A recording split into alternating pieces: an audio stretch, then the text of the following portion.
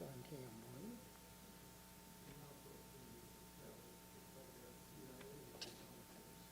KM1.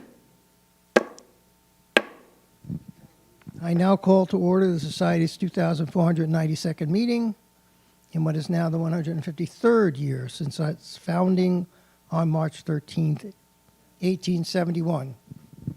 Good evening, everyone.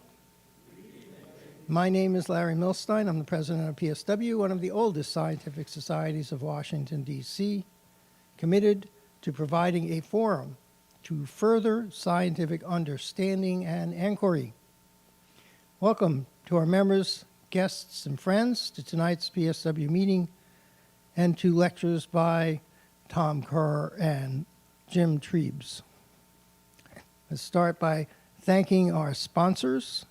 First, the Society is grateful to PSW Full Year Series sponsor, PSW member Mike Helton and Helton Associates, LLC, for their support. Thank you, Mike.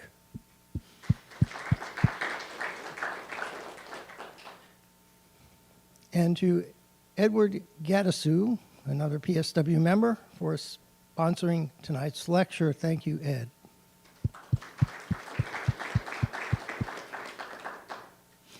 I'm pleased to note that the following new members have been admitted to the Society. David Graham, U.S. Navy Chief Petty Officer, retired, and Computer Systems Administrator, interested in astronomy, cosmology, geology, and anthropology, who found out about PSW by running across videos on the PSW YouTube channel. Abigail Moore, a new student member and cybersecurity expert with the DoD, interested in a broad range of subjects, particularly recent scientific research, including nanotechnology, genetics, and space, who learned of the Society through current PSW members and by attending a PSW event. Thomas Swidajewski, a new student member and a program manager with Ignite, interested in emerging technologies and cognitive science, who learned of PSW from a member of the Cosmos Club. Victoria Sheets, an attorney with the U.S. Attorney's Office, interested in emerging technologies and biotechnology, including issues they pose for society, who learned of PSW by looking for interesting lectures after moving here from the Big Apple. And Jessica Rosarda, professor of cell biology at the Uniformed Services University, interested in cell biology and genetics, machine learning and AI, science, ethics, and healthcare, who learned of PSW from Meetup. Jessica is a former member, rejoining now that she's returned from her graduate studies in San Diego and at my alma mater of sorts, Scripps Research. And tonight's speakers, Tom Kerr and Jim Trebes, who learned of PSW science from our invitation to them to speak here tonight, and whose interests will be clear in part from tonight's proceedings. If you're interested in membership, you can access a membership application form on the PSW website homepage, where there is a blue join button in the upper right-hand corner. And if you press that blue join button, you'll call up the membership application form, which you can fill out and pay your $75 and almost certainly be admitted to membership. All members are entitled to a signed copy of Volume 1 of the Bulletin of the PSW, and if they so choose, to wear the ribbon of the Society. If you're a new member and you haven't received your signed copy of the Bulletin, please come see me after the meeting, and I will be happy to provide one to you. Recording Secretary Scott Matthews will now present the minutes of the 2,491st meeting and the lecture by Eric Klein on the survival of civilizations after the Bronze Age collapse of 1177 BCE. Scott, stage is yours. Thank you, Larry. Good evening. On March 8th, 2024, in the Powell Auditorium of the Cosmos Club in Washington, D.C., President Larry Milstein called the 2,491st meeting of the Society to order at 8:08 p.m. Eastern Time. He began by welcoming attendees, thanking sponsors for their support, and announcing new members. Scott Matthews then read the minutes of the previous meeting, which included the lecture by Bartok Rajwa titled Spectroscopy of Deception, Unmasking Food Fraud with Biophysics. The minutes were approved as read. President Milstein then introduced the speaker for the evening, Eric Klein of George Washington University. His lecture was titled Survival of Civilizations After 1177 BCE. The speaker began by noting his previous PSW lecture in 2015 on the events leading up to 1177 BCE, and stating that the present lecture would be a sequel detailing the response of several civilizations to these events. Klein showed a map of the, quote, G8 of the Late Bronze Age, which included the civilizations of the Mycenaeans, Minoans, Egyptians, Hittites, Canaanites, Cypriotes, Assyrians, and Babylonians. He showed a diagram of the trade routes connecting these 8 major civilizations as well as 4 smaller civilizations, which constituted a, quote, small world network, in that each society was not more than 3 hops away from all the others. Klein said that within a few decades of 1177 BCE, all of these trade routes and many of the trading civilizations had collapsed. The speaker said that while the collapse at the end of the Late Bronze Age was not well known, the magnitude of the catastrophe was enormous, comparable to the fall of the Roman Empire. Klein stated that he believed that this collapse was caused by a number of factors, occurring simultaneously or in rapid succession, including drought, famine, earthquakes, and invaders. He then showed archaeological evidence for each of these factors occurring during this period of time. Klein then stated that the Late Bronze Age collapse constituted a, quote, systems collapse. He defined the specific features of systems collapse. 1, the collapse of central administrative organizations. 2, the disappearance of the traditional elite class. 3, the collapse of the centralized economy. And 4, settlement shifts and population decline. He indicated that in response to this systems collapse, some civilizations did better than others. Klein then presented the concepts of resilience, anti-fragility, and the adaptive cycle, discussing how these features increase the capacity to recover from extreme impact events. He noted that while many of these ideas were taken from modern IPCC documents written in consideration of climate change, all the concepts and definitions were accurate and appropriate for the recovery from the Late Bronze Age collapse.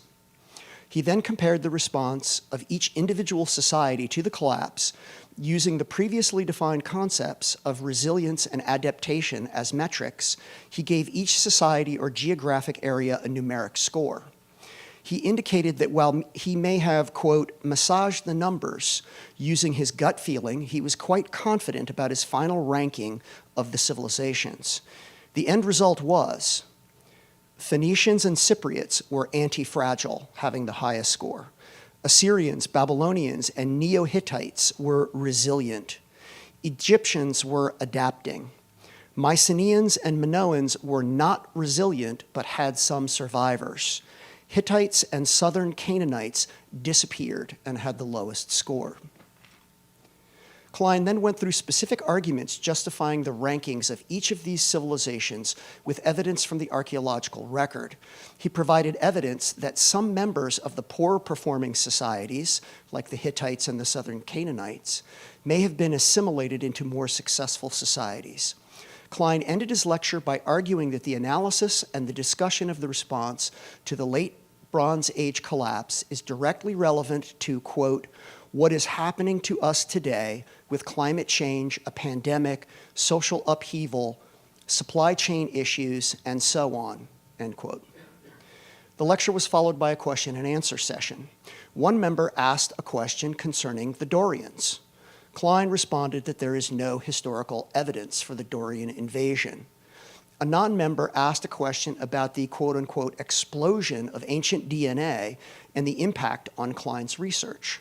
Klein responded that several recent results of aDNA, or ancient DNA, have significantly impacted his research, and that he believes that aDNA may constitute a significant part of a, quote, third wave of modern archaeology.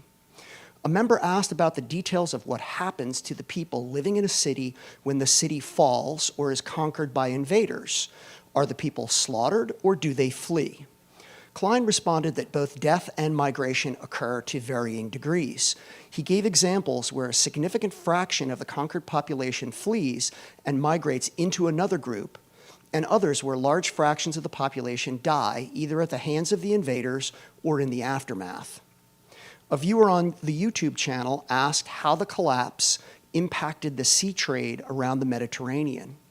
Klein responded that for a period after the collapse, possibly several decades, the trade network was, quote, broken, with imports being drastically reduced in all areas affected. After the question and answer period, President Milstein thanked the speaker and presented him with a PSW rosette, a signed copy of the announcement of his talk, and a signed copy of Volume 1 of the PSW Bulletin. He then announced speakers for upcoming lectures, made a number of housekeeping announcements, and invited guests to join the Society. He adjourned the 2,491st meeting of the Society at 8:18 p.m. Eastern Time. Temperature in Washington, D.C., 10.5 degrees Celsius. Weather, mostly cloudy. Audience in the Powell Auditorium, 93. Viewers on the live stream, 52. For a total of 145 live viewers. Views of the video in the first 2 weeks, 1,716. Respectfully submitted, Scott Matthews, Recording Secretary.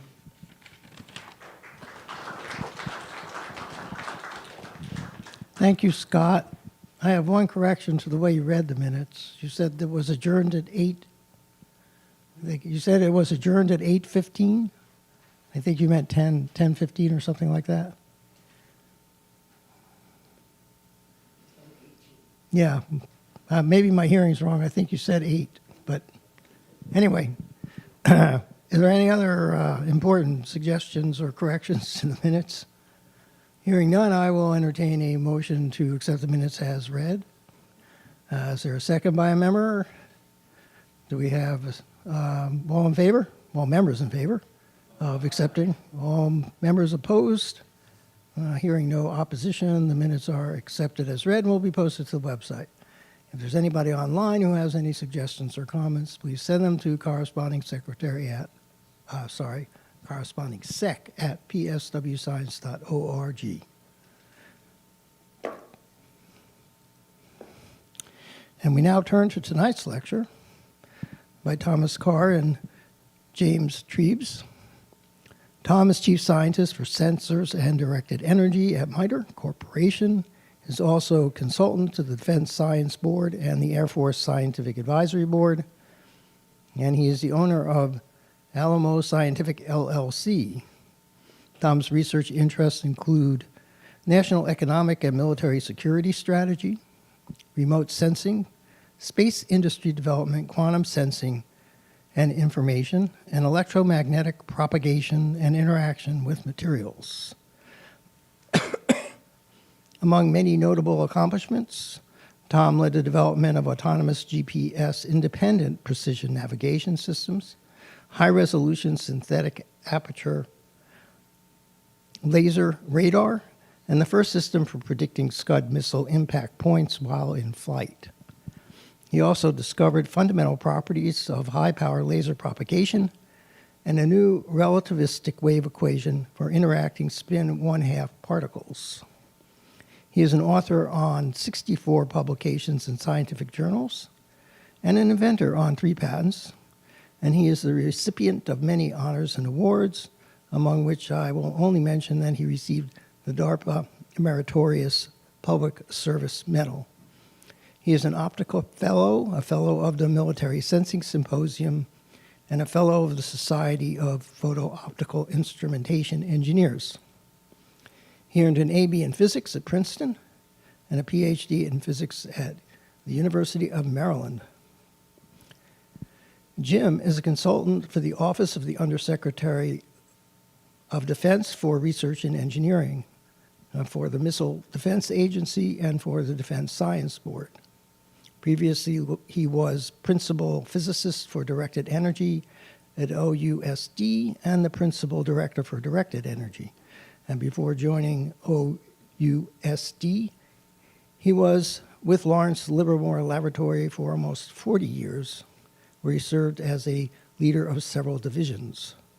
He has worked on X-ray lasers, laser fusion, nuclear weapons physics, nuclear weapons engineering, X-ray optics, X-ray imaging, space technology, detectors, biophysics, biodetection, night vision, tomography, nuclear nonproliferation, quantum science, and other fields. He's an author on 62 scientific publications and an inventor on 7 patents. Among other honors and awards, he is a fellow of the American Physical Society and has served on advisory boards for both Texas A&M Aerospace Department and the UC Berkeley Nuclear Engineering Department. Jim earned a BS in physics at Georgia Tech and a PhD in physics at Yale. The lecture will be done jointly by Tom and Jim, and after the lecture, the two of them will sit down and have a colloquy, also known as a debate, about their differing views on directed energy weapons. And we will then have a Q&A session, and all questions will be held for that Q&A session. All right. And with that, turn the stage over to these two speakers.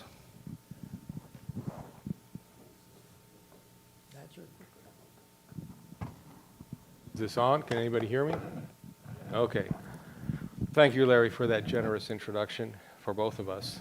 It is a privilege to speak to you, to be invited to give this talk to you. If you seek peace, then prepare for war. This talk is a little different than some others I've seen on YouTube, which are often for pure science and academic and scholarly research. Here we're talking about applying some cutting-edge physics and technology towards making a new kind of weapon. I'm going to talk to you about the status of that, what works, what doesn't work, and what the challenges are in the future.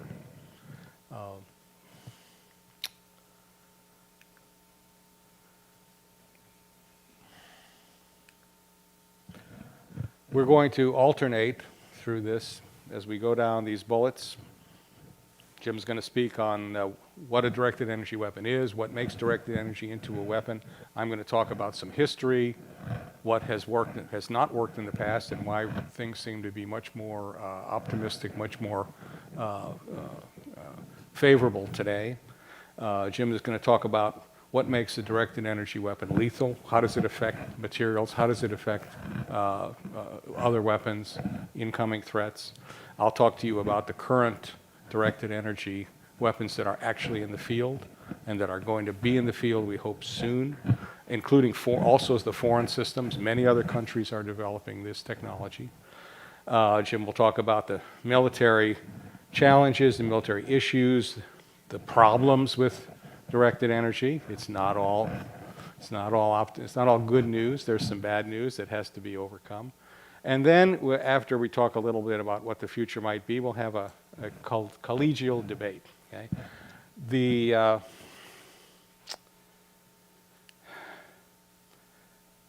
balance of this talk is it's almost all about laser weapons. We'll talk a little bit about microwave weapons, although there's less that we can say about those, and we have essentially nothing to say about particle beam weapons, which have been researched in the past. We're going to talk about the physics of how they work, the lethality, and the limitations. We're not going to say anything about less than lethal systems. So I'd be happy to talk to you about some of these other topics when we get done with the body of the talk. I just want to point out, here's Star Trek, my favorite TV program from when I was a teenager in high school. And back in the 1980s, when directed energy was being touted by its proponents to do strategic defense against ballistic missiles, I actually had one of these posters on the wall in my office. I wish I still had it. It got lost somehow among them moving between houses for 40 years. It would be a great collector's item to donate to the Smithsonian at this point. But people actually had stuff like that on their walls. Defense at the speed of light. We were going to put these battle stars in space. So we'll talk about some of this when we get to the history section. I want to thank everybody for inviting me to be here to help give this talk. You know, the question is, where does directed energy fit in the technology world? The White House Office of Science and Technology Policy has created their list of critical technologies that are both required for continuing developing prosperity for the nation and for the national security, and right there in the middle is directed energy. And then the Defense Department has its list, smaller list, 11 topics, for which they've created principal directors to oversee the development and deployment of those technological capabilities. And Tom was the first principal director for directed energy, and I was the second principal director for directed energy. And we started working together, we continue to work together, and we continue to argue. But directed energy is a key part of the, sometimes he's even right. Directed energy is a key part of the developing technology of the country. So what are directed energy weapons? It's basically you're going to create a beam of energy and send it onto a target where it's going to interact with that target and create some military effect. It could be you're disrupting it, you could be damaging it, it could be destroying it. There's a wide range of effects. We'll get into that and later. You know, so why bother? We have lots of weapons, all kinds of weapons. So what's new here? What does it really offer? One of the key points is there's the potential, I'll say potential, for what's called a deep magazine. Missile launchers run out of missiles. Machine guns run out of bullets. Directed energy weapons, as long as they have power and cooling, keep shooting. And so in principle, they can shoot forever. In practice, that is not true. There's usually limited cooling and limited power available, so there is a magazine size. But potentially, these are very cheap, few dollar shots from a very expensive system. Instead of using a very expensive missile. And so there's a lot of potential to what we call bend the cost curve. Missile launchers are relatively cheap. Missiles are very expensive. Lasers, microwave weapons are very expensive, but their bullets they shoot are very cheap. So it's a different way. You get precision effects. You can point these things. You can aim them. And so collateral damage is considerably reduced. You know, I can hit something at 20 kilometers, a spot that big, and I can maintain it, and I can hit it again, and I can hit it again. The precision is remarkably impressive. You engage at the speed of light. I don't have to worry about bullet drop. I don't have to worry about wind. I don't have to worry about Coriolis effect. I can point it. It's going to get there. It's going to get there now. You know, bullets can take seconds to minutes. Missiles can take seconds to hours to get to their target, not with the speed of light. And you can use them anywhere, air, land, sea, space, anywhere you can squeeze one in. And so there's various pictures of various systems. We'll go through pieces of those as the talk goes on. You'll get to see more about them, so I won't do it now. And, you know, the bottom line question is what's not to like? Well, by the end of the talk, you'll probably find out there's a lot not to like, but we'll go through all of that. So how does it become a weapon? Well, you have to have a source that makes your energy. You have to turn it into a beam. With a laser, that's some kind of optical telescope. With a microwave system, that's some kind of curved antenna. Both the microwave weapons, high-power microwaves, HPMs as we call them today, and the lasers are both electric. The microwave systems can trace back to vacuum tube technology from pre-World War II radar. It's evolved a lot. The materials are better, the performance is better, but it really does trace to that. The new lasers are based on the telecommunications industry use of fiber optics and light-emitting diodes and laser diodes. And so most of the lasers highly leverage the telecommunications industry, which helps reduce their costs significantly. There's different kinds of laser systems. There's continuous, the blowtorch approach, where you're going to melt a hole in something. There's pulsed, where you're going to, you could fracture, you could create spall where fragments from the inner side of the wall propagate into the object, destroying it. You can create shocks, you can create disruptions in airflow. You can create RF effects with lasers impacting on them. There's a wide range. There's a whole zoology of potential effects, and we'll get into some of that. Microwaves, you're essentially using the high electric field to drive electric currents. If you can get into the electric circuits inside an adversary weapon system, you can cause reversible effects, i.e. you could flip a bit in a computer system and screw up their software processing and force them to do a reset. Or you can fry that bit. Or you can fry an amplifier, causing permanent damage and everything in between. So there's a growing interest in directed energy, and it's this cost question. There's a lot of missiles out there now. There's a lot of countries fielding a lot of missiles. They're fielding large numbers of artillery shells, mortar shells, drones, subsonic cruise missiles, supersonic cruise missiles, hypersonic missiles, ballistic missiles of all ranges. And it's not 10 or 20, it's thousands and tens of thousands. It's a large number. And if you're trying to defend against those, you ask, if I'm going to use a conventional missile system where I'm using a defensive missile, I need a lot of those, and those are very expensive. And so you go, I can't afford this. I need a better way. And, one way that you can see on the bottom right, these are the Iranian drones the Houthis are using to cause all sorts of grief in the Red Sea. They come 5 to a truck. You can launch them all. They're about $10,000, $20,000 a piece, and they wreak havoc. These are the Chinese hypersonic missiles they're now deploying in large quantities. Again, they can wreak a lot of havoc. And one way to think about it in terms of trade-offs, I've got a guided missile destroyer. The typical one has about 96 missile tubes, which means it has about 96 missiles. Some of them are defensive, some of them are offensive. There's various missions are filled by different missiles, but you could guesstimate about half are defensive. Sometimes that might even be true. The exact ratios and are mission dependent, and the Navy's not going to tell us. If I have 48 incoming missiles and I've got 48 defensive missiles, I think I'm done, and I got to go home. I can't stay in theater. Reloading a missile tube at sea in combat is, for the very daring maneuver, hard to do. And so I need deeper magazine. And so the value of directed energy starts to climb remarkably as a war progresses. As I shoot more and more missiles because I have to, and my tubes are running empty, what am I going to do? So this is the challenge we're facing, and the question is directed energy going to solve this problem? There is a roadmap for the development of directed energy weapons for the Department of Defense. This was actually, the first version of this was actually created by Tom. It's a spiral development plan. The goal here is advance the technology, improve your ability to do things in a steady way, measured way with research and development. Builds operational systems, one of a kinds, few of a kinds, get them in the field, get real military people operating them. It's one thing for Tom and I and a bunch of PhD scientists to operate a laser. It's another thing for some corporals and sergeants to operate a laser.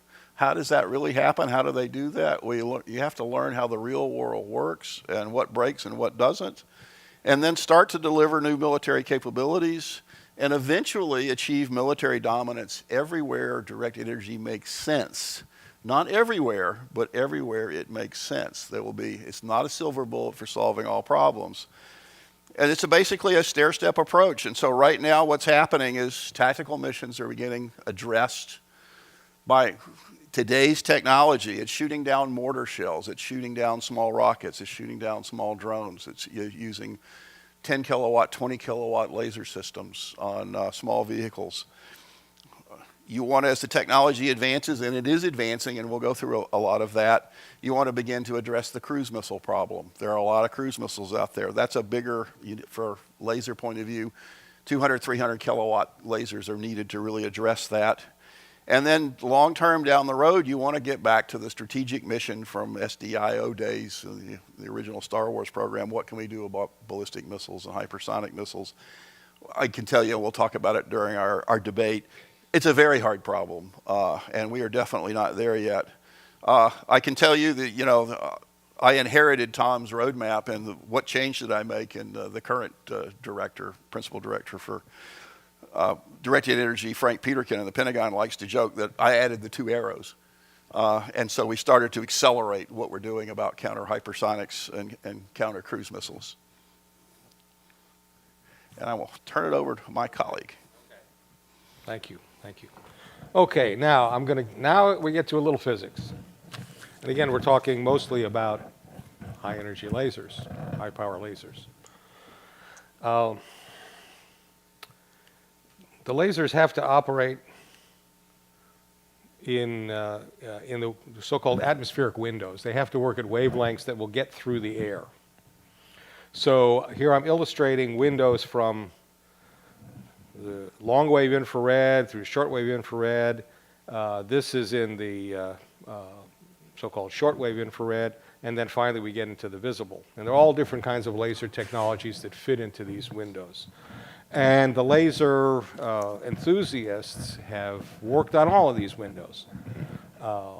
They started out with the long wave stuff in CO2 lasers, and then went to these deuterium fluoride, hydrogen fluoride, which are mid-wave infrared chemical lasers. Then the next one that was very popular is this chemical oxygen iodine laser at 1.315 microns. Fortunately, it's in a place where it just managed to get through the atmosphere. And now we are in the era of solid state, mostly solid state lasers, solid state fibers, ytterbium glass fibers that operate around 1 micron, and using diode pumped alkali lasers also that operate just below 0.8 microns. Okay? So you've seen this progression over the course of 60 years from long wave infrared, short wave, finally down to the visible. And I say it's 60 years. It is 60 years. We'll get to now some history. Actually, you can go back over 2,000 years. The Syracusan Defense Advanced Research Projects Agency, led by Archimedes, proposed the first directed energy weapon. And consistent with the history of directed energy weapons, it turns out this doesn't work. It was proven by the Mythbusters TV show. They tried to reproduce this. It doesn't work. The first laser demonstrated in 1960, Ted Myman. Now, DARPA was founded in 1958. In 1960, the first laser was demonstrated in a laboratory. By 1961, somebody submitted a proposal to DARPA to build a laser which would have 1 cubic meter of ruby rods. And Myman had this little ruby rod with flash lamps. Somebody proposed to build a giant laser with 1 cubic meter worth of ruby rods that would produce 1 megajoule pulses that would destroy incoming ballistic missile warheads in the sky. It only took a year for some guy. Now, that laser never got built, obviously. But as soon as people came up with the laser, people were proposing to use it for destroying targets, especially for strategic defense. I want to point out that when these chemical lasers became popular, which was in the 1970s, the deuterium fluoride lasers go through the air. Now, it's a little hard to see the picture. It's small, but this building is filled by this megawatt class laser called the Miracle, mid-infrared chemical laser. It's a little hard to see there, but there's a control panel, and there's a platform that a person can stand on. There's a bunch of little dials, little valves that somebody can handle. And this huge building, this laser filled this huge building. And that's the beam director that would transmit this laser to shoot down cruise missiles. And there is a person, a man, standing next to it. Can you see how small that guy is? Somehow, people convinced Navy admirals that this was someday going to be on a ship and defend a ship against cruise missiles. Okay? But that's the scale at which things were done. There was huge facilities. In 1987, well, in 1984, I think it's 82, Reagan gives his Star Wars speech, we're going to defend against ballistic missiles somehow. The laser world went crazy with that. They said, this is our day. Finally, we're going to build laser weapons to defend against ballistic missiles. In 1987, the American Physical Society published a report. They had convened a panel of eminent physicists led by Nicholas Bloomberg, and there were a number of Nobel laureates on this panel. And you can still get this study. It's downloaded as a PDF. And the study, I'm paraphrasing, but it basically said, the technology to shoot down, to defend the country strategically against nuclear missile attack by directed energy, lasers, microwaves, particle beams, the technology to do that would be 2 or 3 orders of magnitude beyond what we know how to do in the 1980s. And it's so far beyond what we know how to do, we can't even lay out a development program that makes any sense and be able to predict how many decades it's going to take or how many hundreds of billions of dollars it's going to cost or whether it's going to be successful at all. So that took the gas out of lasers for directed energy for strategic defense and microwaves and particle beams. That 1987 report. Now, there's one more. The last gasp of laser weapons for strategic defense was this alpha laser. You see that here, and you're going to see another picture of it, which the Strategic Defense Initiative Organization, SDIO, inherited from DARPA. I'm going to say a little bit more about that in a couple of slides. So now, why were these chemical lasers, why did people get so excited about this in the 70s and 80s? They do efficiently convert chemical energy into light. I draw your attention that, for example, the hydrogen fluoride, which is only in space because it doesn't go through the air, and the deuterium fluoride, which is in the air, does go through the air, they can store in the chemical bonds some 20 to 30 megajoules per kilogram of the chemicals. That's a lot. You're going to see that for the electric lasers today, those lithium batteries, you know what they store? They store less than 0.7 megajoules per kilogram. And that's the best we got for batteries. So they're very efficient at storing energy. And then you do a chemical reaction for the hydrogen fluoride. It literally was a combustion. And you have, at the end of that combustion, for a few milliseconds, you have something that's not in local thermodynamic equilibrium. You end up with the hydrogen fluoride or deuterium fluoride in an excited state. And as it cascades down, you get it to laze. But to get it to laze, you need this giant building full of laser. That was a megawatt class laser. And you need this giant beam director. It's about 1.5 meter diameter beam director telescope. And there's your 6-foot man sitting next to it. And you can imagine, can you imagine putting this on a surface ship?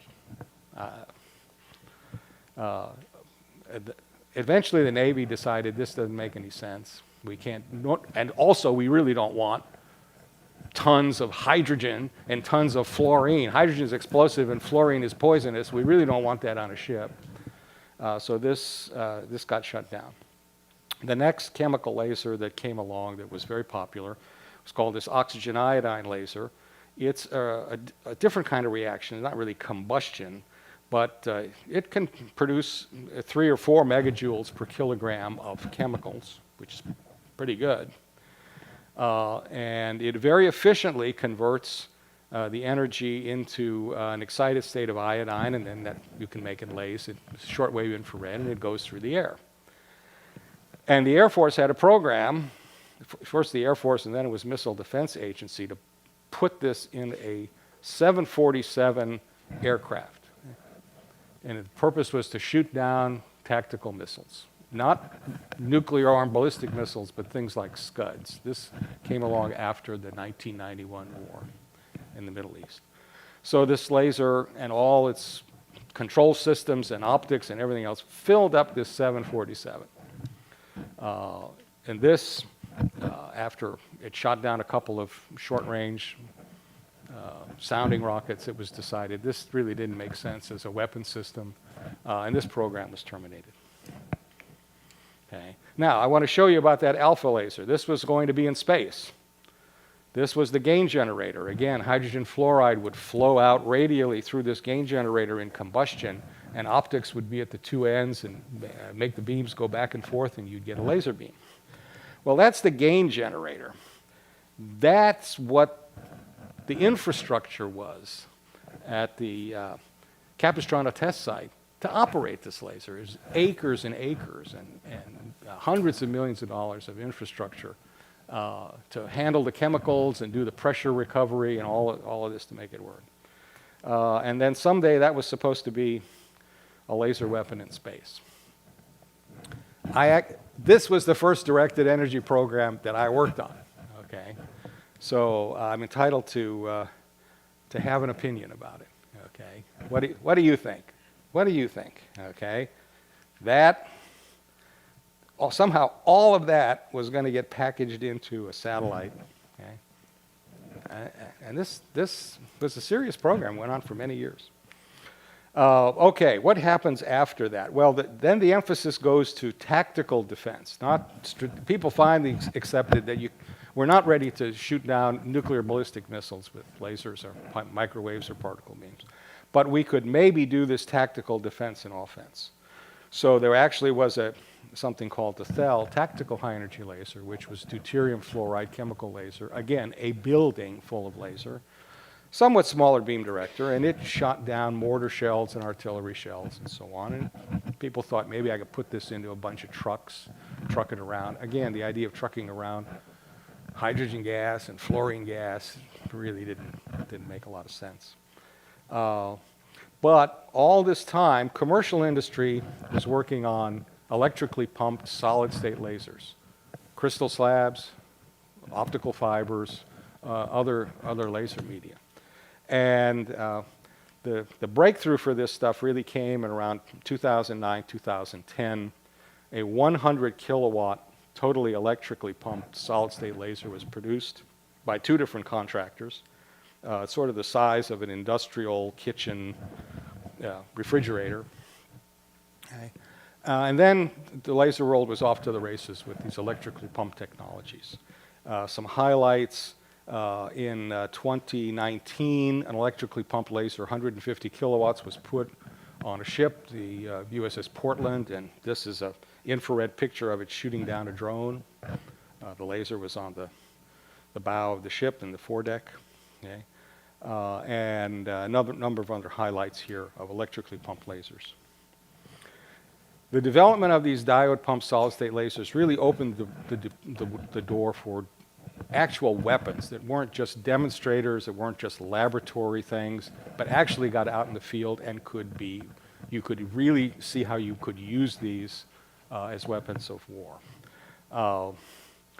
The first one that was actually put in the field is called the LAWS, Laser Weapon System. It was put on the USS Ponce, a destroyer. It was 30 kilowatts, diode pump optical fibers.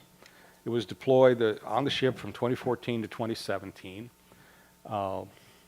And the reason why the whole thing was such a breakthrough is because once you have these electrically pumped solid state devices, they're much smaller, they're much lower size, much lower weight than these humongous, building filling chemical lasers that I showed you pictures of, or 747 aircraft filling lasers.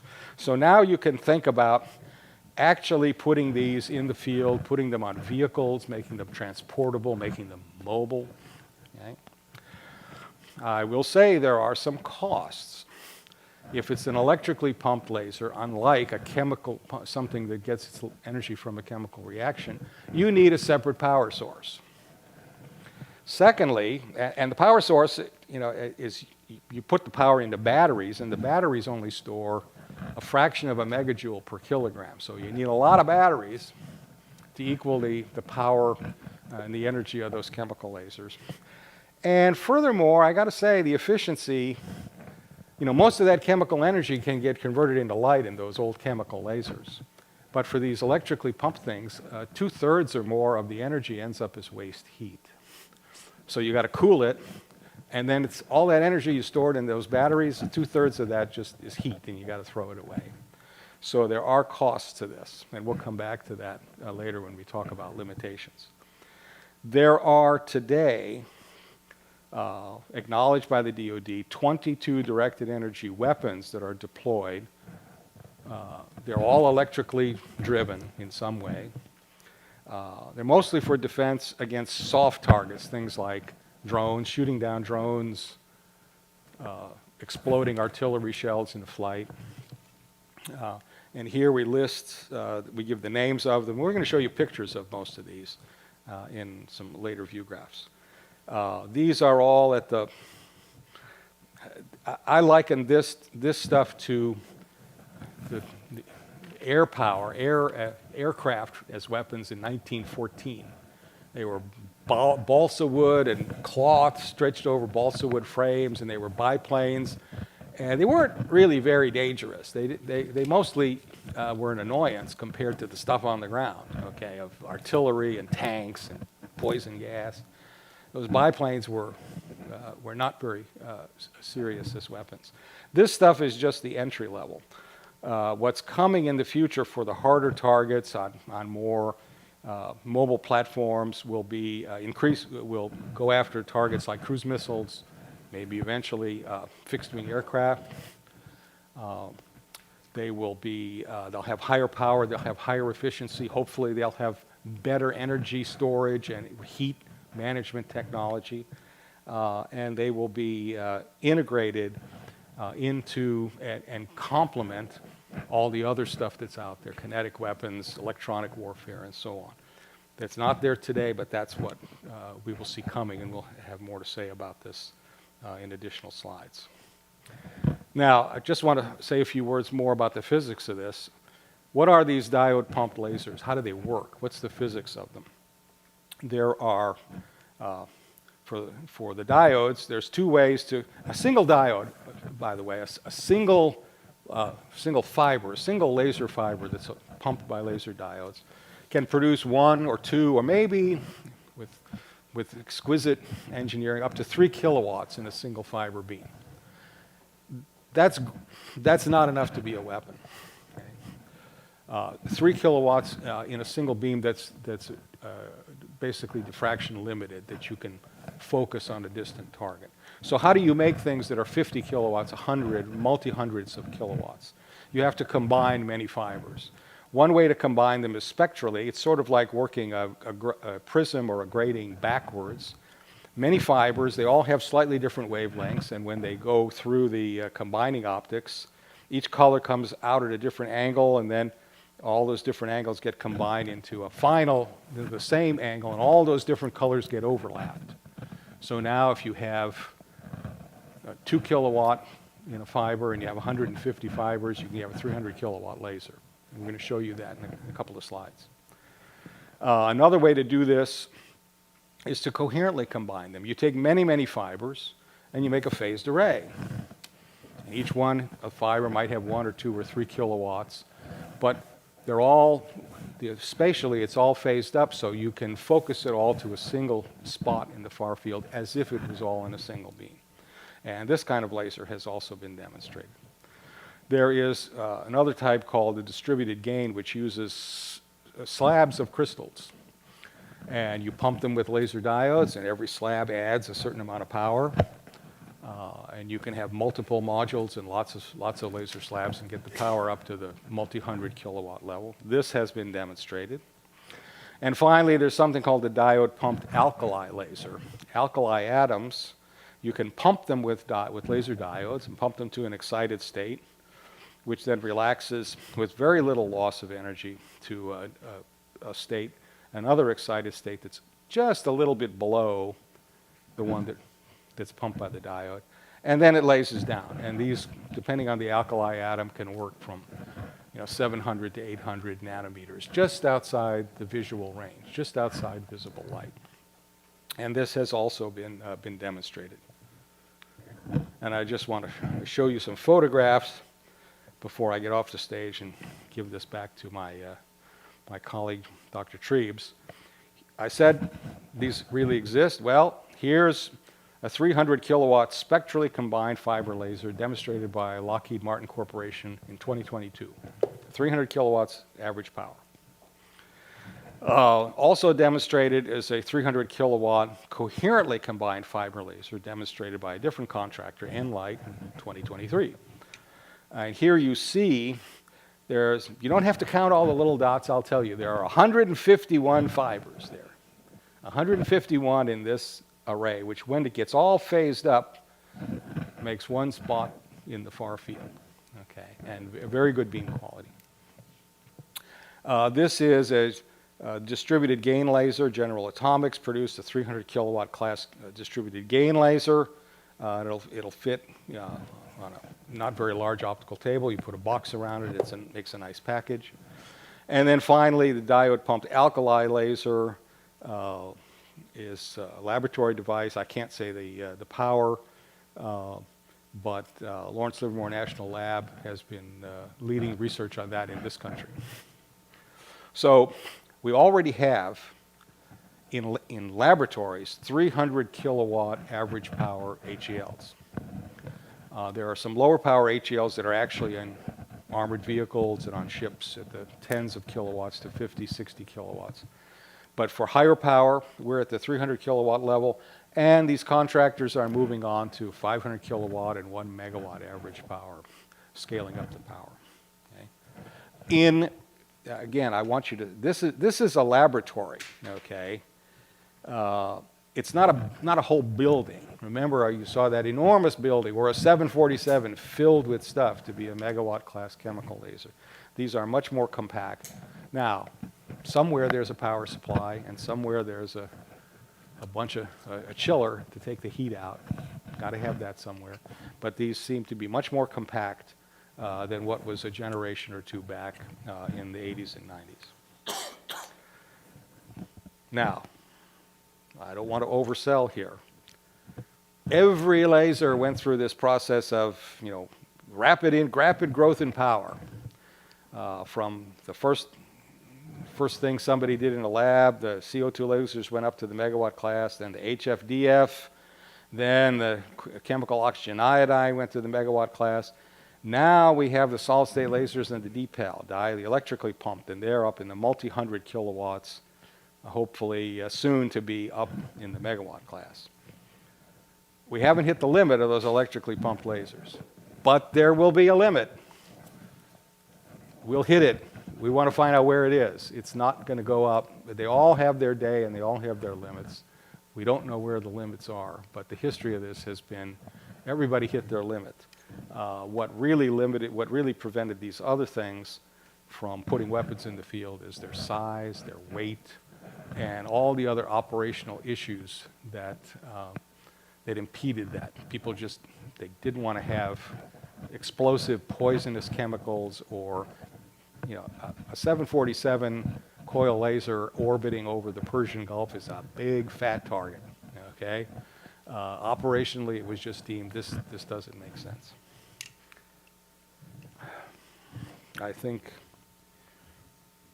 yes, my get off the stage one for a while is that I've talked a lot about the lasers, the power source. We'll see something about the microwaves soon. A weapon is much more than a power source.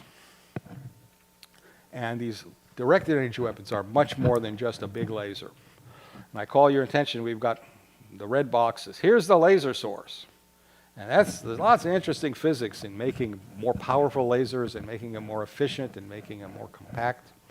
But to make a weapon, you've got to have, you got to have that power. You've got to have a cooling, and that's where 2/3 of the energy is and a lot of the weight. And then you've got to have this beam control. You've got to track the target, identify the target, aim at the target, correct for atmospheric turbulence, do fire control, all kinds of other functions have to be done. And each of these 4 boxes is a comparable size and cost and complexity of making a weapon.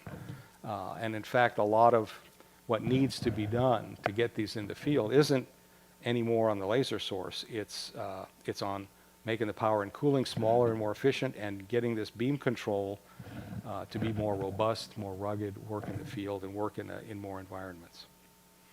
Okay. Now, to you, Jim. Yep.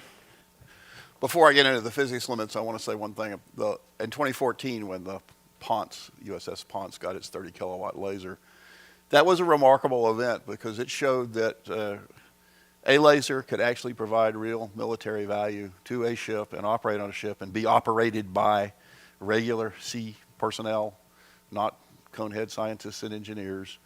And so it really opened everyone's eyes about the potential. And we're fortunate we actually have one of the key people who made that happen, Tom Shrimp, who's sitting out here in the audience, really was one of the key people making that happen. So physics limits what you can do. There's no free lunch here. Beam control is critical. I've got to propagate a laser beam from my source through the beam director to eventually get to a target. The atmosphere is cruel. I got to get to a small spot. There's atmospheric turbulence that's going to screw that up. There's what's called thermal blooming. These are intense lasers. They heat the air. They typically have a Gaussian-like beam, which means the center of the beam is more intense than the fringes, which means the heating is more in the center of the beam, which means it's going to drive the density of the air down in the center compared to the fringes of the beam, which means I have a negative lens because the index is going to go down with the density, the index of refraction, which will cause the beam to diverge. So I have to keep the power level below a certain amount to avoid thermal blooming. And you do that by making the beam bigger and bigger in diameter, which means a bigger and bigger beam director, which means more cost, more size, more weight. These things grow. I can do some things with adaptive optics. Adaptive optics is a deformable mirror where I have a large number of actuators which can locally bend the mirror slightly to try to compensate for distortions, and there are multiple lasers in the laser weapon to try to measure what those corrections need to be and make them happen. If I'm going to a pulse laser, I get stimulated Raman scattering where the photons are now interacting with the molecular transitions in the atmosphere. And if I get above a certain power level, I start to scatter a lot. And so I get no free lunch with a pulse laser.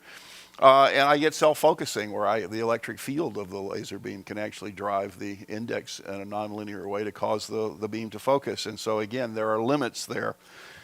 Microwaves also don't get a free lunch. They propagate pretty well. An antenna determines their beam profile, but I can only put so much power through a spot in the air without causing air breakdown. I can do things like take a balloon with helium in it and put it right in front of the antenna to get me a little bit of margin, but I can only do so much, and so megawatts per centimeter squared, and I start to break down the air. And so a cure is to go to a bigger and bigger antenna. But bigger antennas, bigger weight, bigger cost, bigger size, bigger problems. Again, no free lunch. And then the directed energy weapon is in what's called a kill chain. It's not just, once you get the weapon done, there's all the rest that has to happen before it can actually get used. And so in this case, we're considering the scenario of I'm going to engage a cruise missile with a laser. So the first thing that has to happen, you have to be in the right place at the right time so that your laser has to be somewhere. And but the cruise missile has to get detected by some kind of radar. It might be on the ground, it might be on a ship, it might be in an airplane. But there's some long-range radar that identifies and begins to track. That information gets sent to a command and control center where decisions are starting to be made. Is this something we want to engage? If so, with what? There are a lot of options. What kind of missile do I want to use? Do I want to use a microwave? Do I want to use electronic warfare? Do I want to use a laser?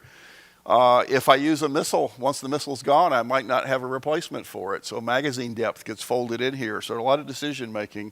The data is also going to a local radar that's going to get the handoff of the track and start to provide a better, more accurate track. All of this data and decision making then goes to the laser weapons system. And then the laser engagement sequence begins here.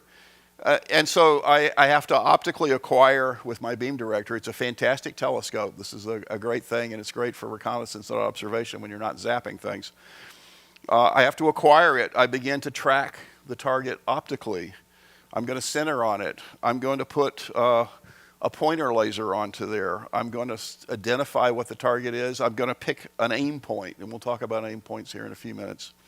of what I'm going to shoot at. I'm going to begin to do my atmospheric corrections with my adaptive optics. I'm going to get a very fine track, precision track going, and then I'm going to turn my laser on. And I might actually turn the laser on only for a few seconds, but this overall process could take 10 seconds.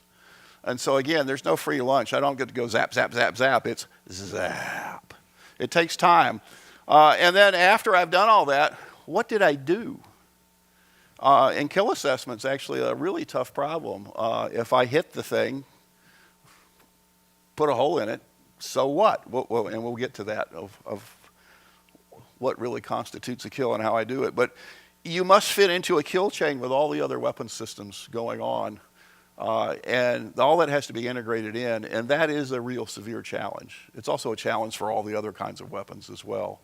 In today's multi-domain, multi-mode, multi-level, multi-everything warfare, it is a complicated mess. Laser weapons attack, materiel, structures, sensors, controls. There's two types of kill we talk about, system kill, and Tom's favorite phrase for that is flaming wreckage. That's rarely achieved, by the way. And then there's mission kill, which means you do enough damage to prevent the mission from happening, i.e. you damage a cruise missile enough that it's going to miss its target. And that's called a mission kill. And lasers are typically, and microwave weapons are typically going to do mission kills, almost always. And so I have on here the freshman physics problem down here. So we'll take a 300 kilowatt laser, which is what industry can readily produce now, 1 micron. 50 centimeter diameter beam director is sort of, the Army's building some. There's some smaller ones, there's some bigger ones, but that's sort of a good number. Shoot it about 20 kilometers out. We have a spec called the bucket. The bucket is for a reasonably well-behaved beam, reasonably Gaussian. It's 3 times the wavelength times the range divided by the aperture size. 2/3 of the laser power is inside that bucket. And so that's going to give us a spot size. I can put enough power in that bucket, if I'm shooting an aluminum target, that I can blast through a centimeter of aluminum, and that sort of mocks up on a thin aluminum skin and then an electronic control box inside and the circuit boards. I can get through that in 1.5 seconds with a 12 centimeter hole. So it's an impressive thing you can do, and you throw in and add another second because there's all sorts of other bad things that will happen. So in about 2.5 seconds, I can do something. But does it matter? And so holes are not the game here. So I have two images from World War II. These aircraft made it back. They have lots of damage, and you can pick your favorite air war, World War I, World War II, Vietnam, Gulf War I, Gulf War II, Korea. There's lots of great pictures of what came back. Israel had an F-15 come back on one wing. Literally, it did. It's amazing. And so making a hole is not enough. I got to make a hole where it matters.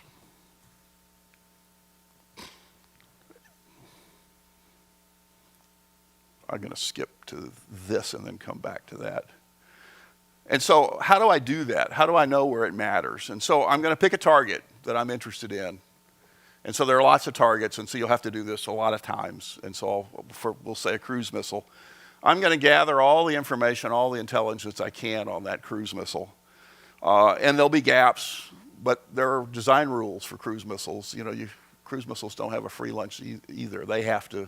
It's going to have to fit in a launch tube. It has to fly a certain way. It constrains their design and how they're built. I need to know what materials. I need to know the structures. I need to know the functions. And then I do a failure analysis. If I break something on this cruise missile, what happens? Maybe nothing. Maybe catastrophic. And I want to find the easiest spots to cause the most damage as fast as possible. And so I do this analysis. I do a lot of modeling and simulation, and I find 4 or 5 places I think I can really break this without having as maximum power required. And then I start irradiating test samples for the materials, laboratory tests, done all the modeling and simulation. Is any of it right? I got to get this right. And so you validate your modeling. And then I move into subsystems and components. And if I'm lucky, I can actually get the real ones. And if I'm not, I have to use a surrogate, and maybe I have to build something. And you irradiate those. And then I have to go to field tests. And if I'm lucky, I can get the real thing. Sometimes we can get adversary systems. You can buy them sometimes. Sometimes not, and you have to use a surrogate. And we do that. And then you fire at the real thing, and you see what happens. And then you analyze all the results. And the kind of things you're shooting at are the guidance system, the control servos, the control surfaces, the engine, the fuel tank. The warhead actually turns out to be really tough. We actually tried that. It's one, contained inside a steel case, and two, it wants to deflagrate rather than explode, and it's a high volume. It's a big thing, so the surface area to volume ratio is wrong, and so it didn't do much. It doesn't go boom. And you'd love it to go boom, but it doesn't ignite. We did try that, modeled it to death, and still couldn't get it to work. So you take all these results, and you construct what's called a vulnerability module, which is a software package, which amazingly enough is standard across the entire Defense Department. You know, miracles have occurred. And so you don't want a sergeant or a seaman trying to do physics calculations on the fly with an inbound cruise missile coming at them. So all of that is in the vulnerability module, which goes into the fire control. And so there's a person operating the system who has their finger on the button, but the software is saying you want to go for this spot for this many seconds, and it corrects for the angle, and it's got all that in there. And so we're trying to make sure that the corporal is not a PhD physicist and doesn't have a giant computer next to them. And so that's what's done. So here's a test coupon getting zapped. And then this is a Lockheed 70 kilowatt system shooting at a drone, a jet-powered drone. The bright spot is where the laser's hitting it. This is an IR picture of the beam going to hit that spot. And then this is done at White Sands. You're not allowed to, burning wreckage is hard to come by because of the safety rules. And so in this case, they're attempting to damage, and they have fatally damaged the guidance system, which forces the flight termination system to go into effect, which means it pops a parachute and the engine cuts out. And so you don't get flaming wreckage, but they did kill the guidance system. Let me go back.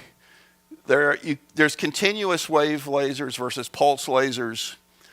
Pulse lasers, 10 nanoseconds, microseconds, they damage by ablating material, causing spallation where you're hitting the outside surface and you're causing the inside surface to flake off and spray inside, creating holes, creating cracks, which lets the air drag do their thing to rip the aircraft apart, shattering of components, disruption of flows. You can go to very short pulse lasers, picosecond, tens of picosecond lasers. You can get RF effects, plasma effects, which can screw up sensors and electronics. And then we're trying to understand right now the trade-offs. So it's all about lethality. And so if the lethality effect from a pulse laser is significantly better than from a CW laser, I, in principle, could go with a smaller, lighter weight, but probably more complex laser. And so there's a trade. Again, there's no free lunch here. I get different effects caused by different systems, but I'm not sure which one's best. And I'll say we haven't worked that out yet. Work in progress. Microwaves, again, you're trying to produce, taking a microwave beam, irradiating the target, trying to get inside it, create a high electric field, drive currents that either overload a circuit or cause it to change or malfunction. You can get a 100-meter spot at a decent range with a gigawatt of power. There's two forms of attack. One is called the front door. If I have a radar receiver, the radar's got a big antenna. If I've got a radio receiver, it's got a big antenna. I can shoot down the antenna. The antenna gives me significant gain, a lot of gain. And it minimizes the amount of power I need. But I need to know a lot about the target because I need to know what wavelength I need to be at with my microwaves. And I need to understand some of the electronics inside, and I'll get to that in a second. And then there's what's called the backdoor attack. Every missile has cracks, gaps, seams, holes that microwaves can go through, get into. And so I can get microwave power in, but then it's got to get inside a control box, which also has gaps and seams and holes. And so the microwaves have to rattle around inside, and then that becomes a low reliability because I don't know necessarily how well it will rattle around inside. And then it turns out variations in construction matter and the age of systems matter. Gaps grow, gaps shrink. I've seen variations on US systems which give you remarkably different answers within their normal manufacturing spec. And so HPM, high power microwave lethality, is hard to model and hard to get right, so you have to do a lot of experimentation. Here schematically, you have a gigawatt propagating. It's X-band or S-band, which is gigahertz to of order 10 gigahertz. You're producing about 100 volts per centimeter at an antenna. It's flowing through the antenna into, you want to get to what's called the low noise amplifier, the sensitive part of the electronics of the system you're trying to kill. The designers of these systems don't want you to do that, and they also don't want things like lightning putting RF in there either. And so they build limiters, which can be as simple as a pin diode or be very, very sophisticated. And the limiter is designed to make sure your power doesn't go through, but their power does. And so you have to either figure out how to overcome their limiter, and that's a game everyone plays against each other. You know, how much power do you have to put in the limiter? I have some Chinese numbers. For a low noise amplifier, you know, it's tens of watts. And then the kind of damage it does, here's a field effect transistor inside the, the reference is our favorite friends, the Chinese. We feel free to use their data. You can zap a field effect transistor. I'm shameless about my use of Chinese data. Back to my colleague. Okay, now, despite all the limitations, despite all the issues that we need a power source and we need batteries and we need cooling and yada, yada, yada, we have finally deployed directed energy weapons as defensive weapons against soft and slow targets like drones, rubber, Zodiac boats, blinding of sensors, unguided rockets, artillery mortar. And here I'm showing you some of these. The Navy has 8 ships with this Odin system, optical dazzling interdictor Navy is what they call it. It's low power lasers. These are not high energy lasers. They're low power, but you point it right into the optical front end of a sensor on a UAV or a drone or something, and it will dazzle it at the very least, or it could permanently damage it. There are 8 ships that have these systems on there. The Navy has an actual HEL weapon called Helios, 60 kilowatt class laser, and that's what it looks like. It's on a Arleigh Burke DDG destroyer. And it is designed to, again, bring down drones, disable or sink these little rubber Zodiac boats, so-called fast inshore attack craft, FIACs. The Army has, they have a program called Mobile Short Range Air Defense, MSHORAD. And there's a kinetic system which uses basically Stinger missiles to shoot down rockets, artilleries, mortars, drones, that sort of thing. But they have a directed energy MSHORAD. And there are 50 kilowatt class lasers, 4 of them in Stryker armored vehicles. It's a mobile system. And here you get a little bit of a close-up. The thing sticking up high is a radar for acquiring targets. The HEL is this ball that's actually closed up. That clamshell opens up, and that's where the HEL beam comes out. This picture was taken at Fort Sill, Oklahoma. These systems have now been shipped out to the Middle East for being exercised in the Middle East theater, and we'll see how well they work in a sandy, dusty desert environment, and we'll see how they do. There's something called a compact laser weapon system the Marine has. It's sort of 5 kilowatt class. It's much smaller. They can carry it around and set it up. It's not on a vehicle, but it's easy to set it up for sort of perimeter defense against drones. There have been some somewhat higher tens of kilowatts put on these vehicles that are sort of like a stripped down Jeep. And again, you can see the ball thing on top. That's where the laser beam projector is. and therefore shooting down or disabling drones or blinding sensors. And there's also a microwave weapon called Thor, which is a high-power microwave system that has a range of, well, I won't say the range, but it's for knocking down drones. It'll zap the electronics of a drone, and the thing either loses ability to control itself, or it reverts to some sort of safe state and goes back to mama, goes back home someplace, stops looking at you. Okay. There is development of direct energy weapons for the more stressing, the next level, which means cruise missiles. They go a lot faster. Subsonic cruise missiles will go Mach 0.8, 0.9. There's supersonic cruise missiles that in their final stage come in Mach 2 to Mach 3.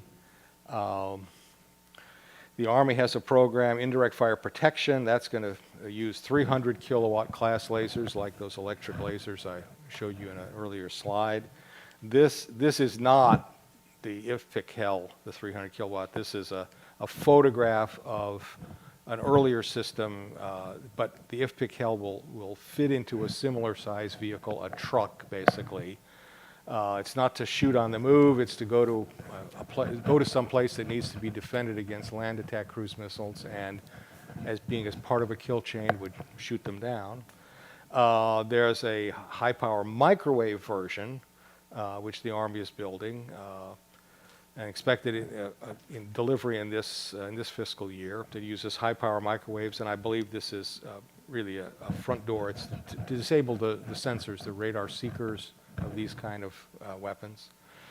The Air Force Research Lab has been working on a device, a system called Chimera. This is an experiment. It's not intended to be a final system, but this Chimera is a high-power microwave, again, to be a front door attack to defend against cruise missiles at long range.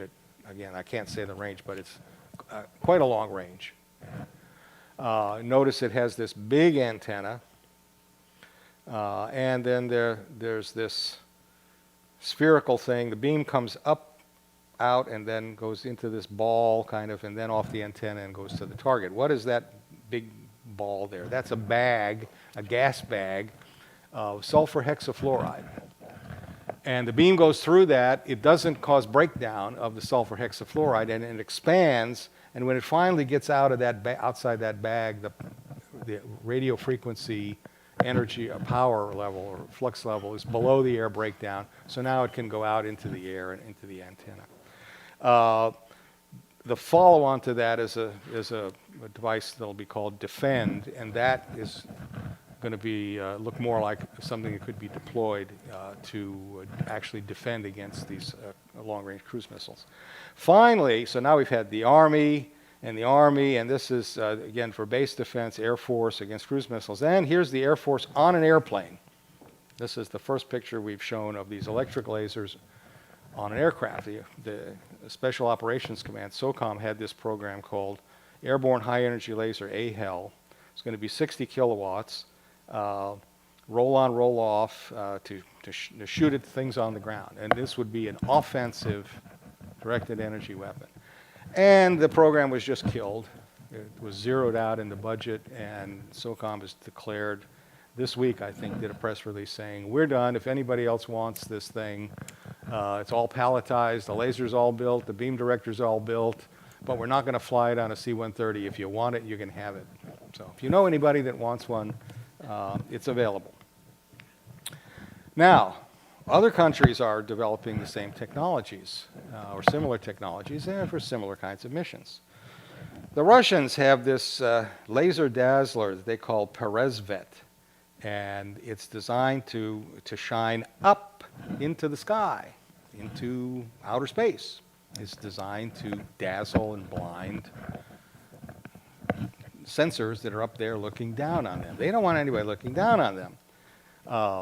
And they have deployed, there are multiples of these, and they are at various facilities, military facilities in Russia. They have a microwave weapon. Here's a photograph of one.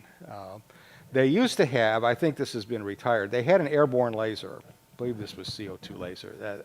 As far as we know, this is, they don't play with it anymore, but they had it. The Chinese have a laser on a ship, and here's the beam director for that laser. The Chinese are selling a ground-based system they call the Silent Hunter on a vehicle, sort of like that DEM SHORAD. It's that kind of tens of kilowatt class, we believe, for shooting down drones. It's for sale. Interestingly enough, the Chinese have this laser rifle. What is this? Well, this is not like the phaser in Star Trek where you'll zap somebody and they'll disintegrate. It's not that. But this certainly will blind you if you don't have protective eyewear, and it will blind other sensors, night vision devices, cameras, and so on. And it is handheld. The UK has a device called the Dragonfire. This is a demonstrator. It's not to be a deployed weapon, but they have fired it at test ranges. Again, electrically powered, fiber laser. And even the Turkish military has this laser weapon on a truck, and this is, again, in the tens of kilowatt class to shoot down drones.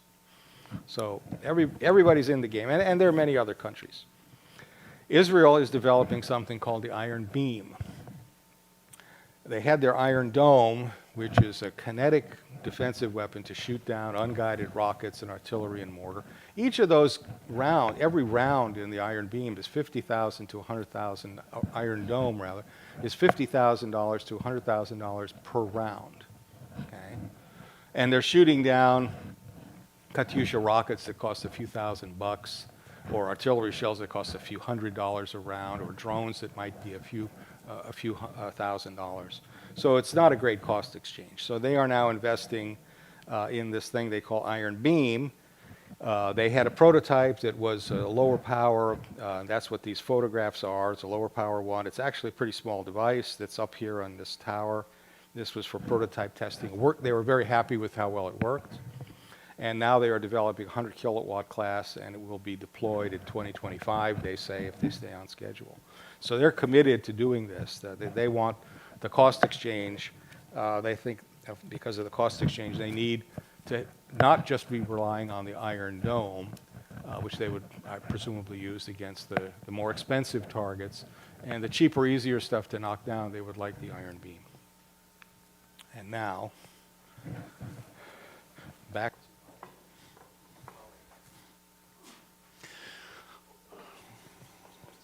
That's right. So I'm going to come back to interest has never been higher in directed energy weapons, and it's because of the large number of drones, the large number of rockets, the large number of missiles that are showing up from a wide range of countries in the world. The Russians have copied the Iranian drone. Everybody's copying the Iranian drone, by the way. They have their own version they're using in the Ukraine. The U.S. has built a drone interceptor drone, and they're $250K a pop. It works, but it's expensive. And then here are the various Houthi missiles and on parade. Again, they have lots of them. I think Hezbollah has something like 120,000 rockets stored up in their inventory, so there's a lot of rockets out there. And so people are looking for deep magazine, rapid fire, low cost per shot, some kind of solution, because we cannot win the exchange firing multi-million-dollar missiles at $10,000 targets. So why not? Why aren't we doing that? That's the big question. It's really a confidence question. The warfighter does not believe. The technology is new. It's not proven. It has not been suitably ruggedized. We don't know the maintenance needs. We have seen maintenance problems with the operational demos. You have to, track much more accurately. You need a kill web that can support directed energy. And that has, you have to integrate into that. That's an added complexity. Weather's a factor, and we'll get to weather in a second. Countermeasures are an issue. The bad guys can build countermeasures to directed energy weapons. These things are expensive to buy. Laser weapon systems with everything, all the pieces and parts are expensive. As the joke is, it's low cost per shot after the first shot. There is a thin industrial base. This is a chicken and the egg problem. The major aerospace companies all can build these things, but they're set up to build one of a kind or two of a kind. Like Lockheed's building 2 IFPC Hell 300 kilowatt trucks for the Army. They are not set up to make 100 of them. They're set up to make 2 of them on a more leisurely time scale. If there was a large order, they would ramp up. But there's not a large industrial base because there is not a large order. The real net value of directed energy is just not proven. And when the Department of Defense looks at a threat, they look at all the possible ways of dealing with that threat. There's an analysis of alternatives. And you want many options. You do not want a single silver bullet. And directed energy has not reached the bar where it's, oh yeah, we got to do this. It's getting there, but it's not there. And the bottom line is the military trust factor is just, it hasn't been earned yet. Weather. Everybody always asks us about weather. And the answer is it's a problem. Clouds, rain, particulates, you'll get thermal blooming effects, scattering effects, nonlinear problems. When we evaluate laser weapons systems, there's a lot of modeling that goes on. The first thing you do is under ideal conditions, what can you do? And then the next thing you do is we do it under average weather for wherever you're planning to use this thing. And then you look at the poor weather conditions. And so the people considering the use of the thing are given, this is the best it'll ever do, this is the likely worst, and this is what you're probably going to get. So we do worry about that. And then you have to understand all weapons systems have to deal with weather. It's very hard for anyone to fight with anything in a giant sandstorm or in the middle of a hurricane or dealing with tornadoes. Again, there are no silver bullets that punch through everything. And so weather is a factor. Radars and other sensors, optical sensors, infrared sensors, all of these things are affected by weather. And so everybody has to take weather into account, and we do as well. And there is some weather we cannot shoot through. If you get on an airplane and you get up high, life is a lot better, but we're not there yet.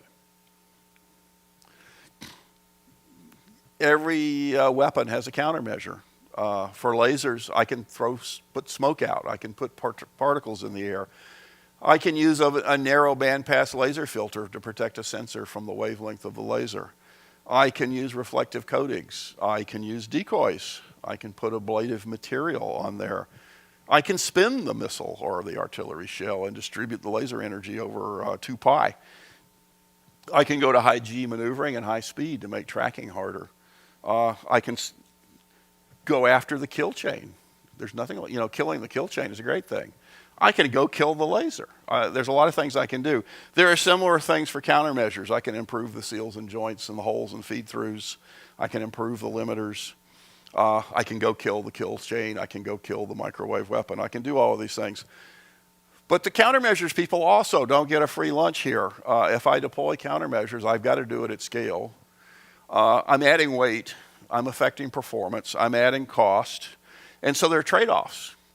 And then the directed energy weapons people will go, well, if I can change my pulse shape if I'm a pulse laser, I can dwell longer, I can focus tighter if I'm a CW laser. And so there are things you can do on either side. So there's a lot of trade-offs, but you have to worry about if you're deploying directed energy weapons, there will be countermeasures. Okay. So we've got these directed energy weapons, and now we've solved all these technical problems. They're smaller, they're more efficient. We have the power source, we have the cooling, we got the cost down. We understand we're ready to respond to countermeasures. We got everything worked out. Everybody wants it. The Army, the Navy, the Air Force, the Marines, everybody wants it. Then you have to go through this.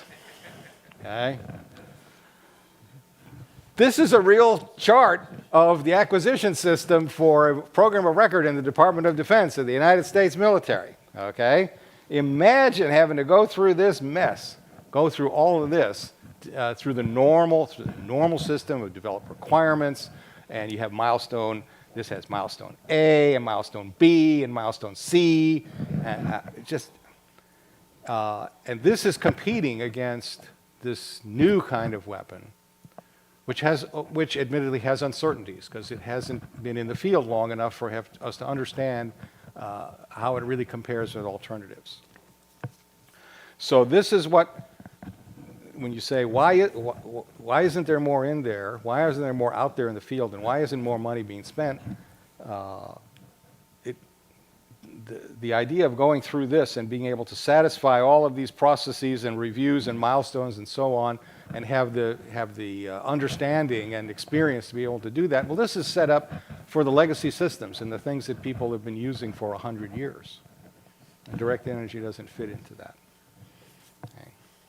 But this is what you do in the Pentagon. This is why that 5-sided building is full of 25,000 people doing this kind of stuff.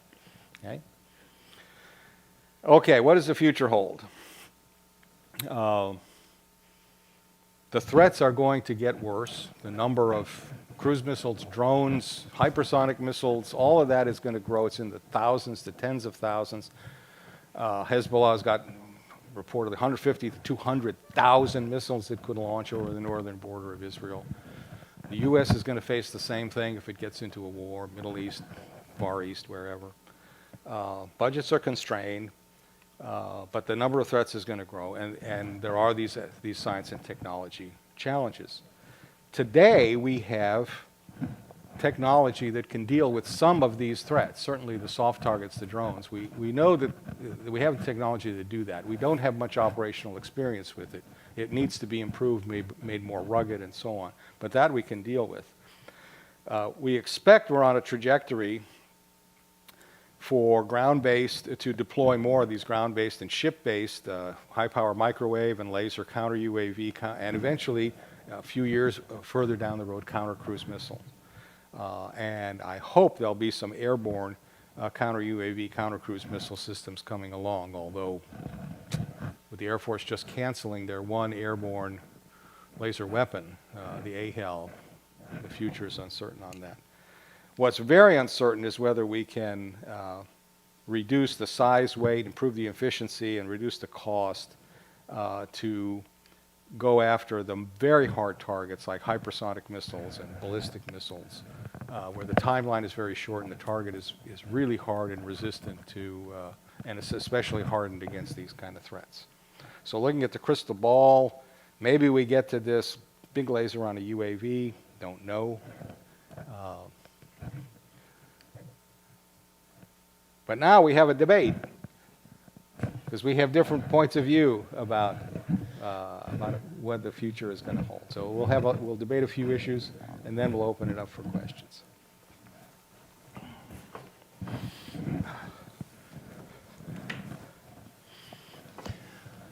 So you've claimed we need a new agency to make directed energy weapons happen.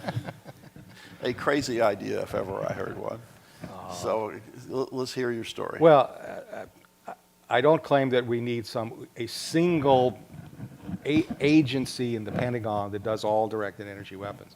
I think each military service, if they want to actually want to use directed energy weapons, they need to create a very mission-oriented group inside their service that is dedicated just to building these weapons, getting them in the field, and getting experience on them.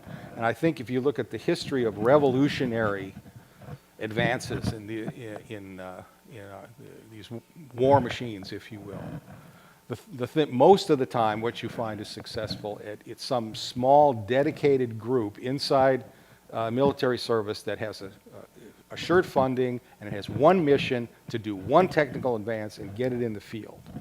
You could say the Manhattan Project, which was an example of that. Certainly, then Captain Rickover and getting nuclear power on submarines was an example of that. I would say that building stealth for the Air Force was an example of that. Most of the rest of the Pentagon didn't know what was going on there. I could find example after example. When Sputnik was launched in 1957, President Eisenhower didn't shove money into all the research labs of the Army, Navy, Air Force. What did he created DARPA. He said, I'm going to create a new agency, and their only mission is to maintain technological superiority. And that's all they're supposed to worry about. and it was a very successful model.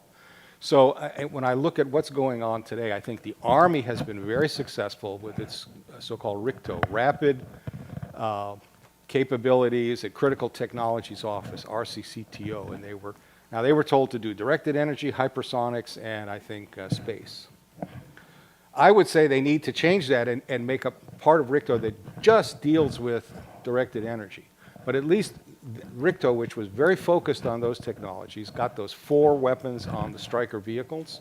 It's got that 300 kilowatt it's going to put on a truck. They've made incredible progress compared to,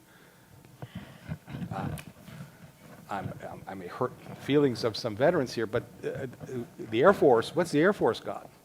Nothing. Nothing, okay? And because its directed energy work is all being done by Air Force Research Laboratory. It's a research laboratory. They have great technology. They have brilliant people. They don't build weapons. They don't have the mission to get weapons out in the field and get experience with that. The Navy is somewhere in between. It's got the Naval Surface Warfare Center in Dahlgren Division that did the Odins and did the Helios. That's great. But again, the Naval Surface Warfare Center deals with all surface warfare weapons, okay? I wish that the Navy would create an isolated part and say, all you guys are going to do, if you know, I hear the PAC fleet 3-star admiral who's in charge of all surface weapons of our Navy in the Pacific saying, I want more directed energy. I got to accelerate this. I want this on my ships. Well, he should go and say Naval Surface Warfare Center, Dahlgren Division, needs a separate part that only builds me my directed energy weapons. Doesn't worry about big guns, doesn't worry about, you know, vertical launch systems, doesn't worry about railguns. It just does this directed energy stuff. It focuses on that. I think the Navy would get more done. So prove me wrong. I'm gonna. No, so what we're doing now doesn't work. I claim it doesn't work. It's not working. If the services really had focus centers and they had 4-star sustained, not personality driven, but sustained support. Yeah. And money. And money, that would work. And so I have mixed feelings about an independent agency. Manhattan Project is maybe the most stunning success, developing the atom bomb. DARPA is clearly a success. I mean, one of the key missions for DARPA in inception was to make spy satellites happen, and they did. And then they handed that off, the creation of yet another new agency, the National Reconnaissance Office, and then the Air Force created Space and Missile Systems Center to do their satellites. And then they evolved into, I'll call, steady state behavior. And the Defense Department recently created the Space Development Agency to break through all of that. To break through all that because they were missing the revolution in both satellite technology and launch technology that's exploded across the world, and the SDA is taking advantage of that. So specialty agencies may have a lifetime. And in fact, missile defense is an example where SDIO was created to be a special agency to make that happen, which evolved into BMDO, Ballistic Missile Defense Organization, which evolved into Missile Defense Agency, which has ponderous bureaucracy, which has very mixed results on directed energy. In fact, Tom and I are helping them reconstitute their directed energy program as we speak.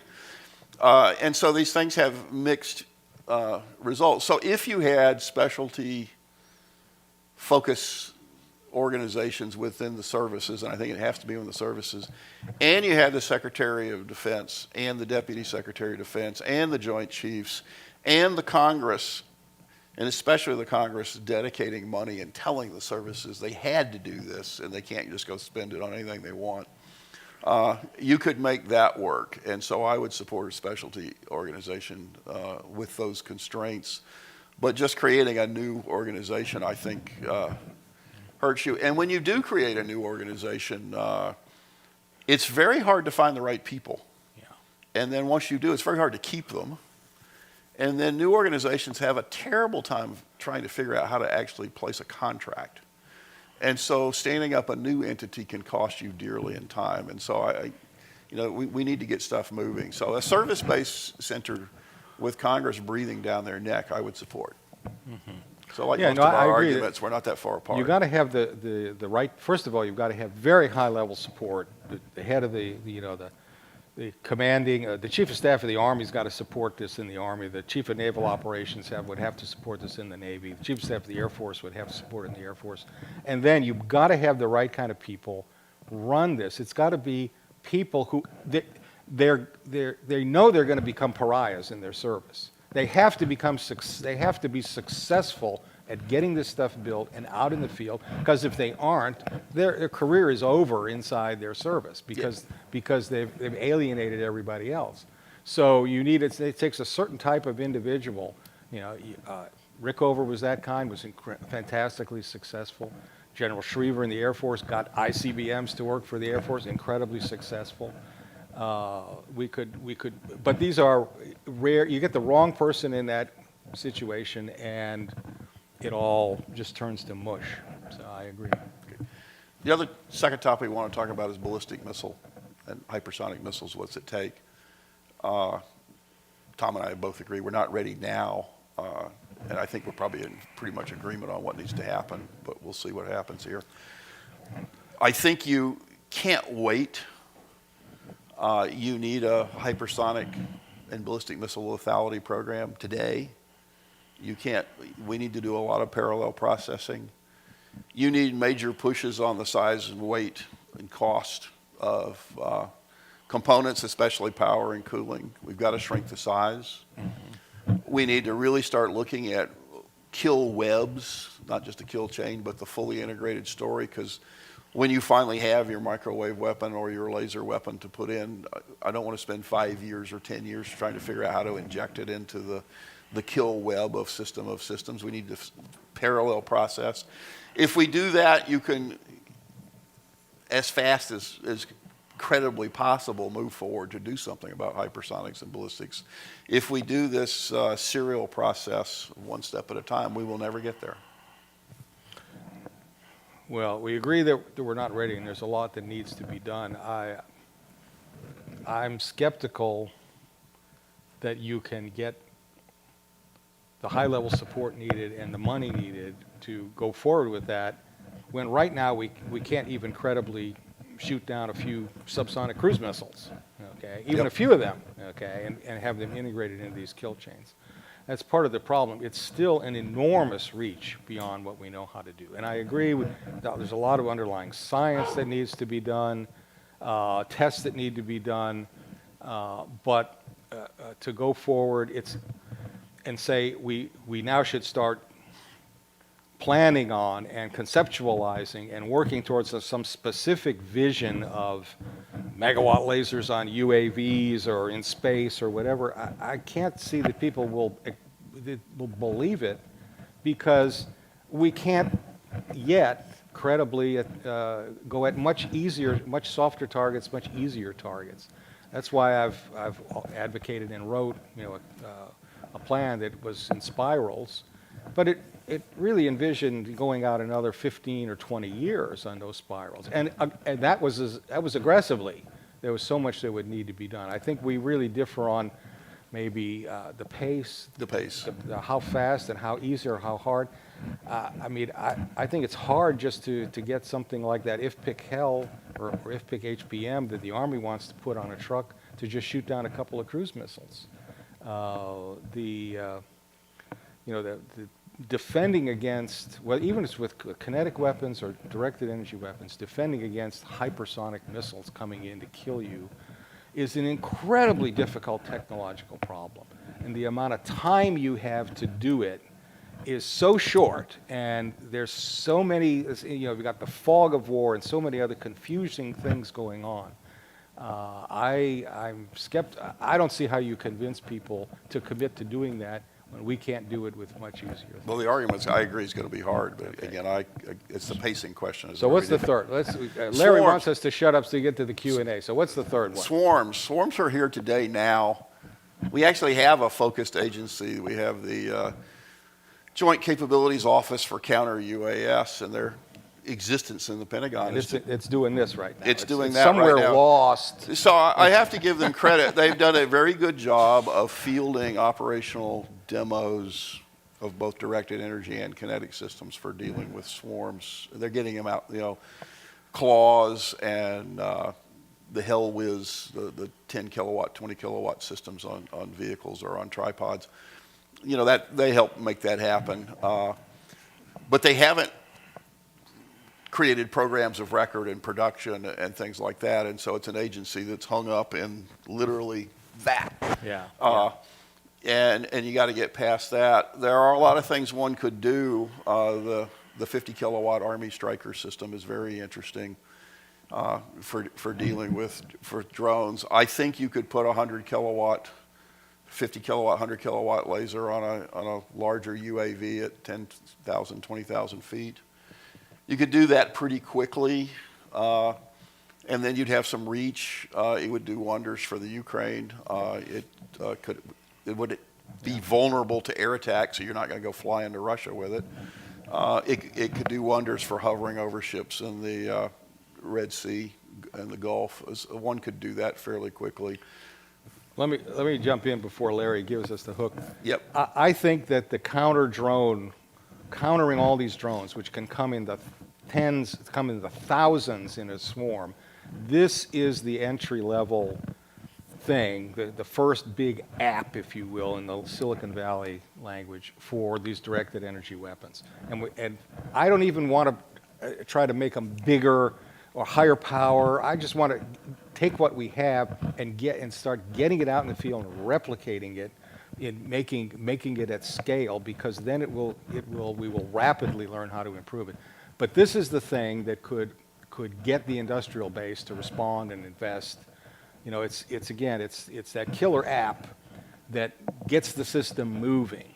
And I would rather focus on the technology we have than even talk about, I'd love to see something on an airplane, shooting down. But I don't want to be distracted by that. I see an opening here that ships need it, air bases need it, Army posts need it, maneuver troops need it. We have the level of technology today. Can't we just start building this at scale? So. We had much better, more intense arguments in the Pentagon, so sorry.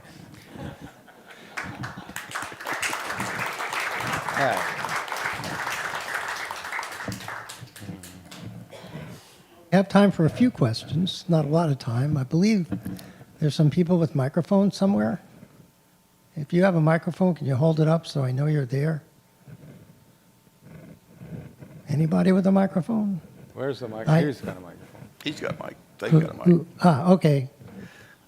So give it to, do you have a question? Okay, Scott, you get prerogative of the first question. Blue microphone. Hold on. The commander-in-chief has told me in my ear to hold on. Now continue. My name is Scott Matthews. I am a member. I work for the U.S. Naval Research Laboratory, and so I have two questions for you guys that are from a naval point of view. The first is that we have this railgun, which, well, maybe it's not ready for prime time, is still a pretty cool kinetic system.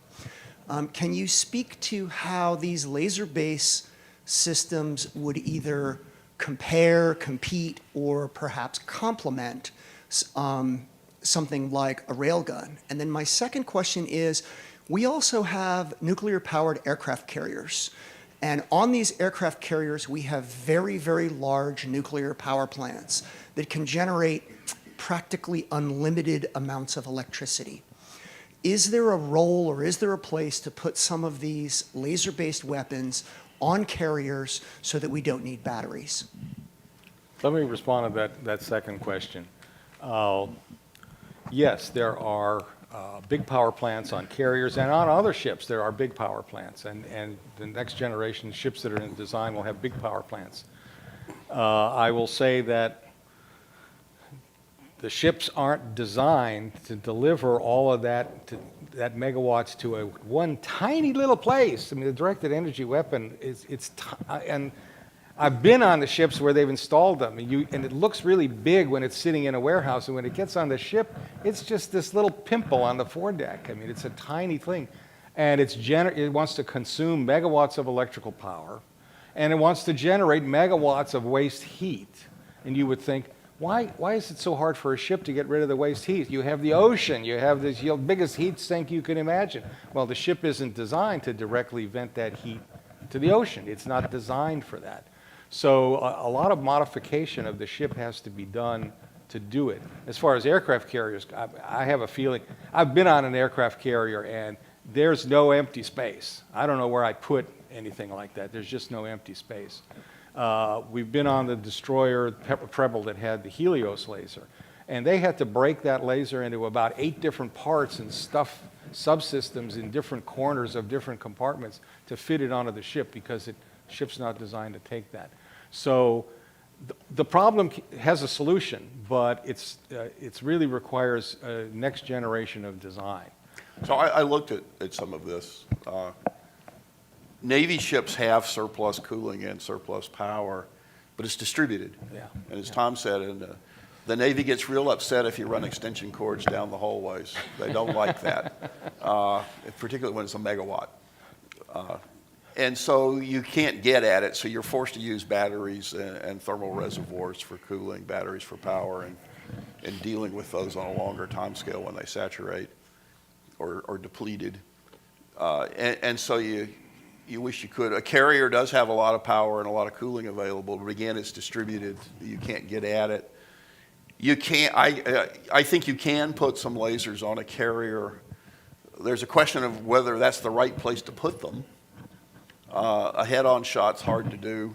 The nose is tough on a cruise missile. It's a lot better to have it on a destroyer taking a side shot to protect the carrier than the head-on. And so, I mean, the Navy asked me, can we put them on carriers? And I said, sure, but is that what you want to do? And that's I think it's an unresolved question. And so it might not be the best way to go at it. The Navy's doing their DDGX destroyer, which has enough cooling and enough power, centralized enough to support multiple lasers. That's the intent. I think it's 2033 now for the first one. And I've always... And it's going to slip. And I've already, when I was in the Pentagon, I always complained to the Navy, it will slip, and as soon as the budget gets too high, you'll cut out directed energy to save money, and so I'm worried that won't happen. But you need these things now. I even proposed sawing the truck off of the IFPC-L and just taking the box and bolting it to the ship. It made the Navy ill, but you could do it. Like the laws was like that. It was just dropped onto the ponds. And it may be that you have to do something like that. With the railgun, again, railgun is in the similar situation of there's no warfighter confidence. It has to get integrated into a kill web. It has an interesting electrical noise issue. You're firing a railgun. That's a giant pulse power machine. You get nice ground loops and things from that. I think all that can be managed, but they face a similar difficulty, and you have to show combat value and combat effectiveness. I think so far the railgun is lagging behind directed energy on doing that. Yeah, getting demonstrated. Red microphone. Hi. Tell us your name and if you're a member, and ask a question. Hi, Locke Kuhn. I'm not a member, previous affiliate of the Cosmos Club, but I am, my question is that 2 or 3 situations. One is... Hold the microphone up to your mouth so we can hear you. What about phased, like a phased array radar, having phased ships, numerous 5 destroyers with the carrier, all having directing the energy against a particular incoming hypersonic even, so that you could get enough energy on it to make a difference. Second question is that why not take the example that you set up as the killer app, which is drones, and see how they were able to penetrate into the DoD pretty quickly. There are tens of thousands of drones, as far as I know it, that are even combat drones, kamikaze drones, MQ-9s, all variety from tens of millions of dollars down to a few thousand. So there's a recent massive development that somehow got through that maze that you were pointing at earlier. So I wonder whether directed energy can somehow do anything similar by having small lasers, really small ones, that have a particular task on a Jeep, or man-carried, soldier-carried, that can begin to have an array much like the drone development had. Let me talk to the drone, and you can. Well, I was going to talk to the drone as well, but you go. I was going to say the drone adoption by the military did not happen quickly. It was very painful and very long. And it is an example of what I was talking about with a focused agency. The Air Force was very resistant to having drones for surveillance. The DoD created the Defense Airborne Reconnaissance Office, DARO, in the 1980s. They put a 3-star general, General Israel, in charge of it. He got Predators in the air with sensors. He got Global Hawks into the air and built at scale in numbers into the air for use for those surveillance. It's a great example of how to overcome the resistance to a new way of doing things. But the other thing going on with drones, you're right, there are now hundreds of thousands of them all over in our military and militaries all over the world. But that is leveraged against a commercial industry, okay? The drones as a weapon have the advantage that there's a huge commercial industry building drones for non-military applications, and the parts that they're built from are commercial parts and put together in garages and warehouses and cobbled together. The directed energy weapons as a defensive weapon to defeat them, there isn't this commercial there isn't a commercial market that's going to buy hundreds of thousands of directed energy weapons and only a few high-end ones for the military. I agree with you. We need to start with small stuff, smaller, cheaper stuff. There are companies offering 10 kilowatt, 20 kilowatt class directed energy weapons that will fit on the back of a pickup truck. They're not going to be effective against everything, but they'll be effective against something, and they will get into the field and show the utility of these things. Let's take a couple from the web, and then we'll go to the blue microphone, wherever that is, and then the red microphone. Would you run it to somebody who has their hand up? So web first. Okay.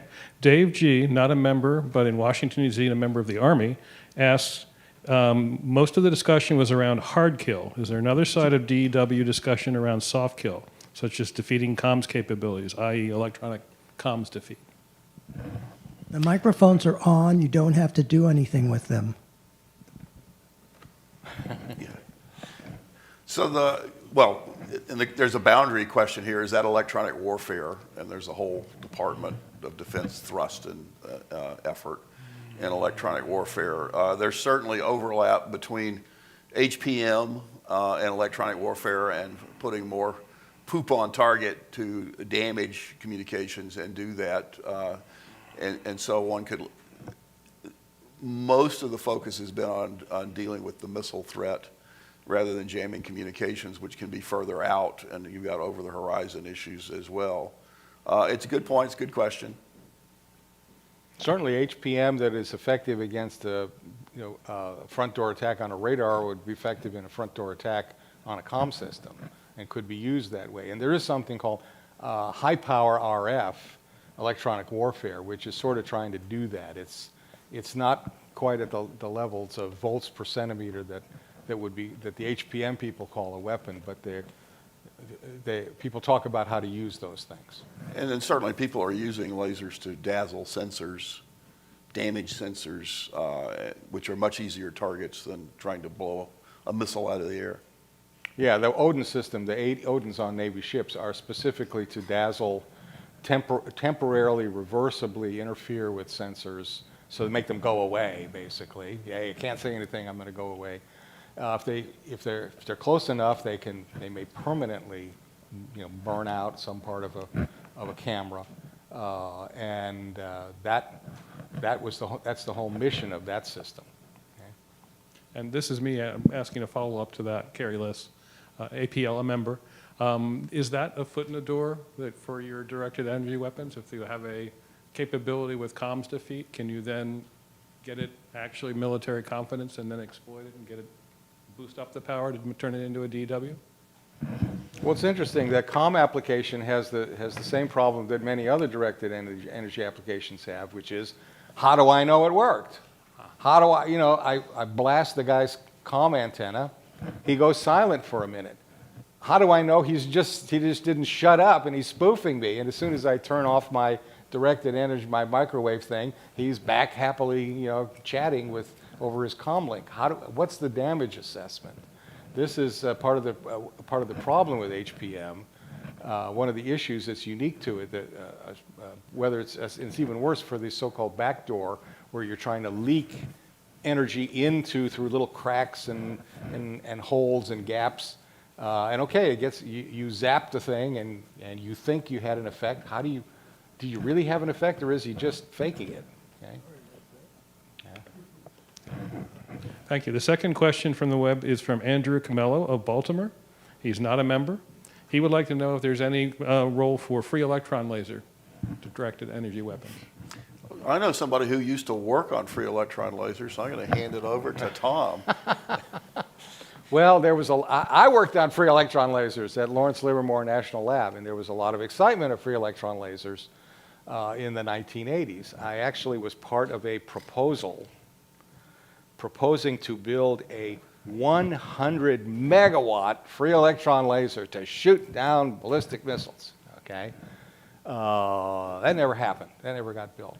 The highest power short wavelength, 1 micron-ish, propagatable through the atmosphere, free electron laser that, as far as I know, the U.S. ever did was at Jefferson Laboratory in Virginia, and it was somewhere a little north of 10 kilowatts. And it was a hero experiment.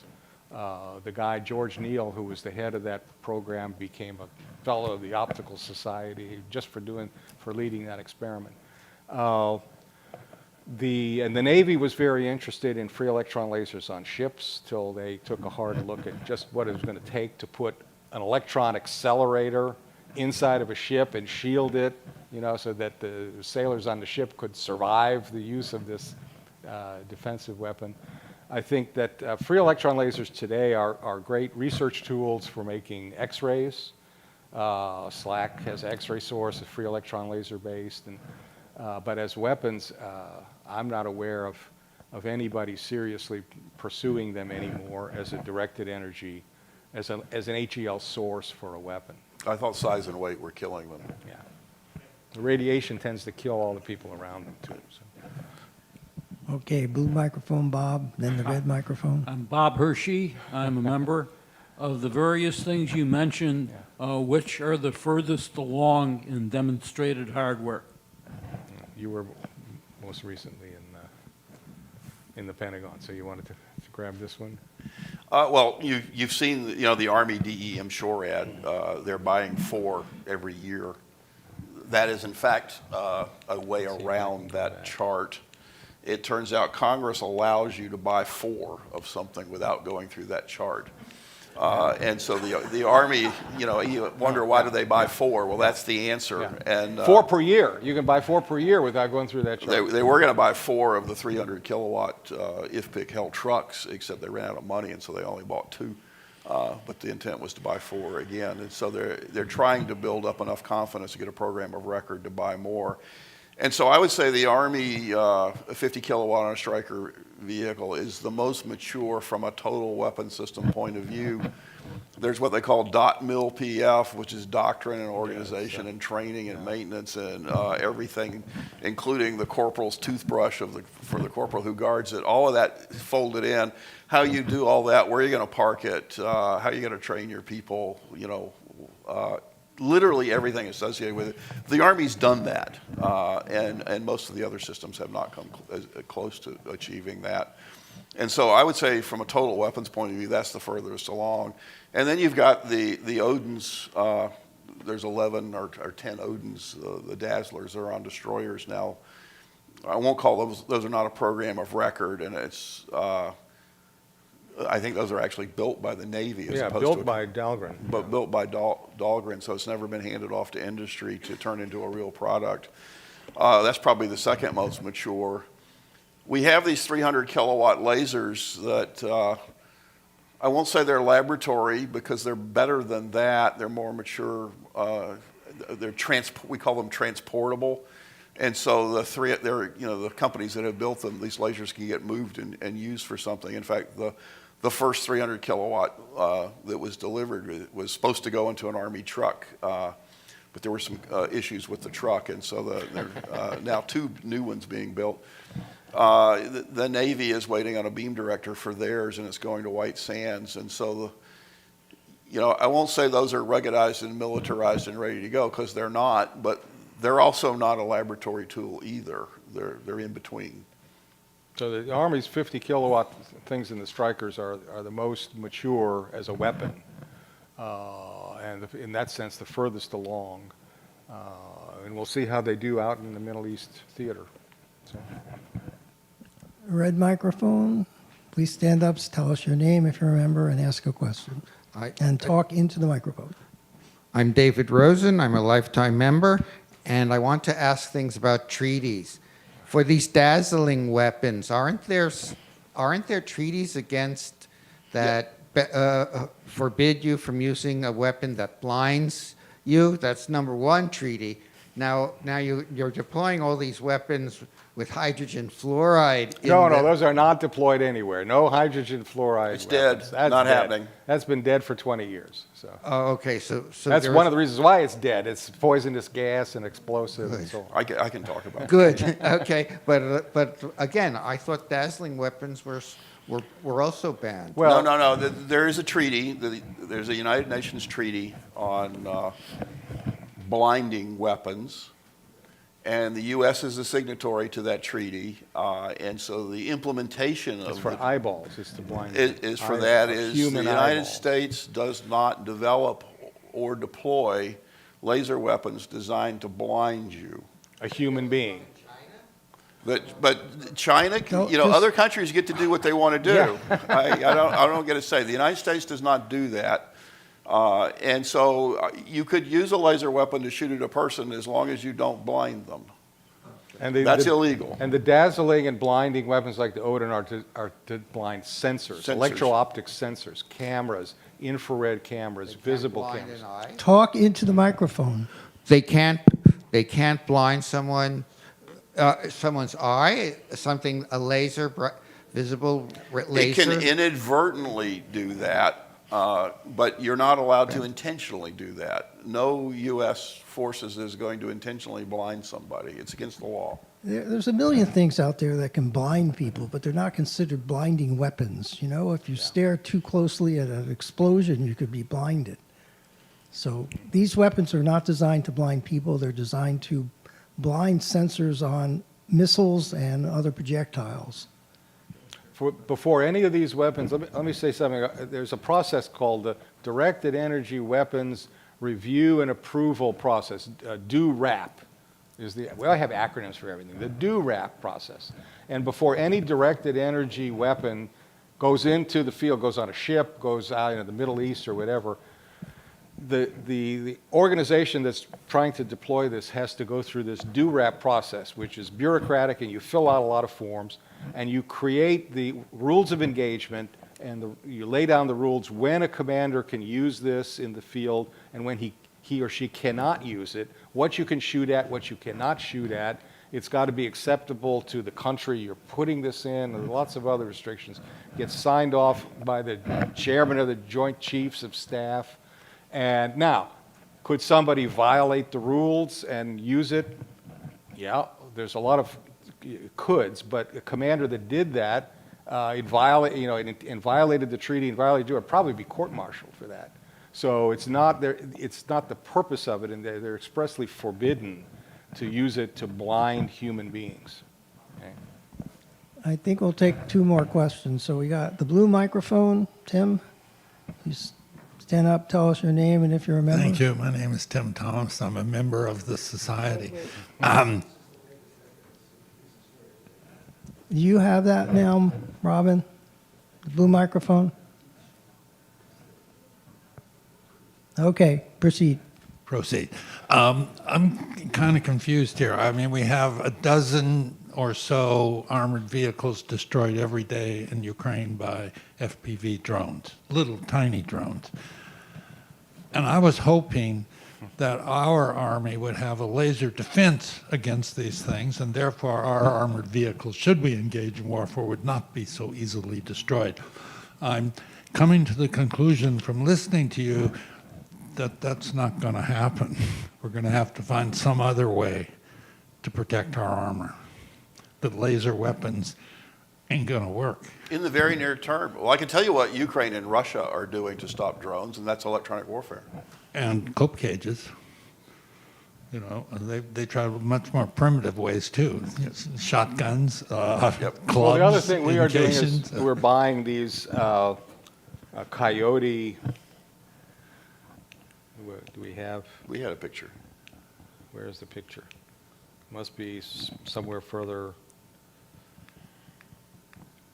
out. There it is. Yeah, here it is. This is a tiny, it's a drone killing drone. It's a drone with a seeker, and it has enough automatic target recognition that it can, you launch it and it recognizes there's an inbound drone, an enemy drone, and it flies into it and blows up. Okay? And the Army is buying these. They cost, in the latest buy, they're going to cost $125,000 a piece. And they could be used to shoot down these $10,000 a piece Shahed drones that Iran is selling. So it's still not a very good cost exchange, but that's the best answer that our Army has. And our Army is buying these for our protection in places like the Middle East. And there's no lasers associated with this. Well, we drone. got those 4 things on the Stryker vehicles, and they're about to go or have just been shipped out to CENTCOM in the Middle East, and we'll see how they perform. But there's And only 4. they're offensive weapons? They're defensive. They're intended to shoot down drones, shoot down rockets, short-range, unguided rockets, artilleries, mortars, soft targets like that, at fairly short range. Okay? And there's only 4, and that's all we got right now. Not that encouraging. What is the economics of the Iron Dome system compared to that? Because I they're think shooting down each- thousands of rockets. Each round of an Iron Dome, I've been told, is $50,000 to $100,000 a round to shoot, and then of course you have the rest of the system. You have the launchers, you have the radars, you have the fire control, command and control, and all of that. So again, $50,000 or $100,000 per round to shoot down these Katyusha rockets would cost a couple $1,000s. It's clearly the cost exchange is not favorable. That's why the IDF is investing in the Iron Beam, which they think will have a more favorable cost exchange. Which is, A laser beam, 100 kilowatt class laser beam to shoot down the same kind of things. if they got that deployed. Next year, hopefully. Hopefully, 2025, it's in development. Red microphone might be our last question. Hi, thank you so much for the talk. My name is Tej. I'm not a member. My question is regarding countermeasures. With all the countermeasures being developed right now, at what point do you think they're going to catch up with the defense capabilities, and where at some point you're going to hit some practical physical limitations, right? So what happens after that? And if I may, do you think something like a deflector shield or depth rays being in development? Polarize the deflector shield, the Enterprise said. So. I don't think we have any deflector shields coming. Every country's looking at countermeasures. Deploying them is a little more complicated. If I have several thousand cruise missiles and I want to now add an ablative coating, that's a major program and a major cost and a performance impact, and I might not want to do that. Especially since we have only 4 laser weapons on Since we only have Stryker 4 vehicles. laser weapons, and I might want to change. Recoding thousands of cruise missiles. And I can is not change gonna tactics and how I use my cruise missiles. And then I can always say, instead of dwelling, for 1 or 2 seconds, do it for 3 or 4 seconds and burn through that. And so until we really start to see these things on both sides and see how it really plays out, I don't know how to answer your question about where it ends. But you can't arbitrarily put as thick of material as you want or the kind of material you want on a missile or an artillery shell, and still get the performance you want and the cost you want. So like I said, there's no free lunch for everybody.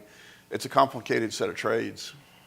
And again, laser weapons are not going to sweep the battlefield and be the silver bullet to solve all problems. They will be a system within a system of systems that provides value. I mean, I got asked constantly how much money we were going to save because we didn't have to buy missiles anymore if we had laser weapons. And I said, you're not going to save any money, you're going to spend more because you're going to buy the same number of missiles and maybe more missiles when we add lasers. But you'll have a lot more capability. Again, there's no free lunch. I guess I'll ask a last question, which is the Navy has a tiered system of defense for aircraft carriers in particular, and the closest in, I think, is the phalanx system. CWIS, called CWIS, Right. yeah, the And Gatling gun. it's just basically shooting out bullets at an alarmingly fast rate. Yep. And hoping one of them hits. And hopefully one of them is basically trying to put up a wall of bullets. And they do. And And it even works. what about that on a scaled down version for defense, close-in defense against drones and things like that? There's just not So enough range. the military's reluctant to go that route because most of the bullets miss. Yeah, but they're cheap. But they then go. They hit something They else. Oh, hit something else. Collateral damage issue. And so it's a collateral damage issue. And if you're doing a base defense, say in Iraq, there's probably an Iraqi village downrange. You don't want to hit that. If you're a ship at sea, the bullets just go into the water. But if you're on land, they're going to hit something on land. Well, if you're a ship at sea, you're going to miss the missile with most of the bullets, and the ones that miss are going to go hit the ship that Tom's on. Yeah, there's a small problem, huh? Yeah, but you know, he's There's no smart bullets in the works? There actually are smart bullets. Yeah, there are. Yeah, and if you think laser weapons are expensive, wait till you see the smart bullets. Oh. Well, thank you guys very much for a very entertaining and interesting talk. We hope you're successful. Thank you. Thank you. Before you go, Oh, that's right. there's one more thing we want to talk about, which is we have a token of thanks, including a framed copy of the announcement of your talk signed by all the members of the General Committee.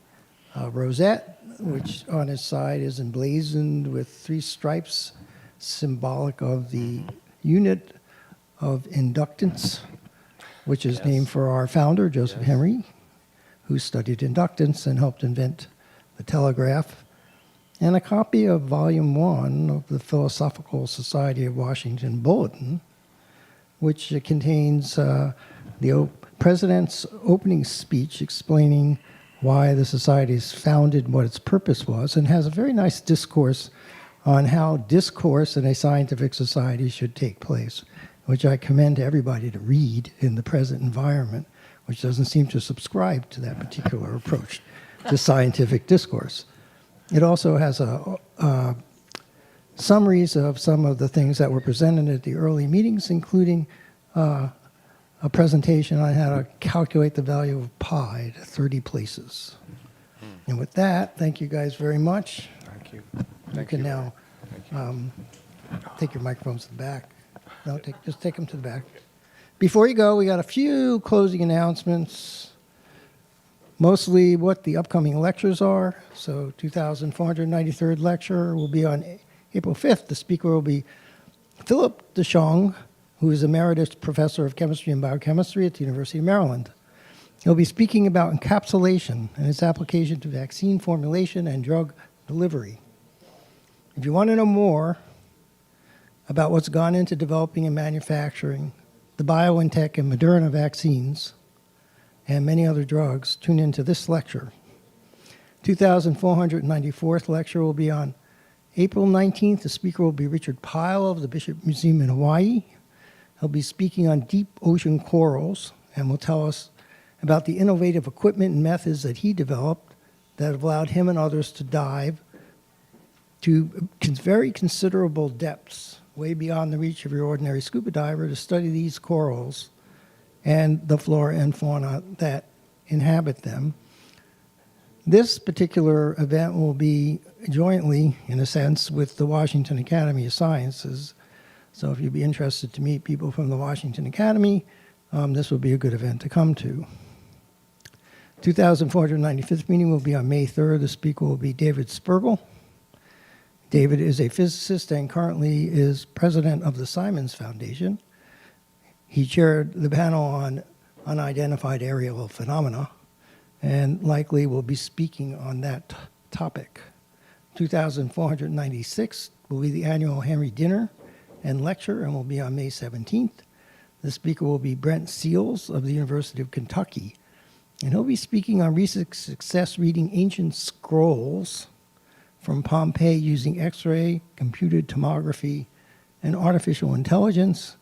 The work opens up a practical possibilities that hundreds of profoundly damaged scrolls found at Herculaneum eventually will be deciphered, which promises to greatly expand our access to the primary literature of Greek literature and thinking from 2,000 years ago.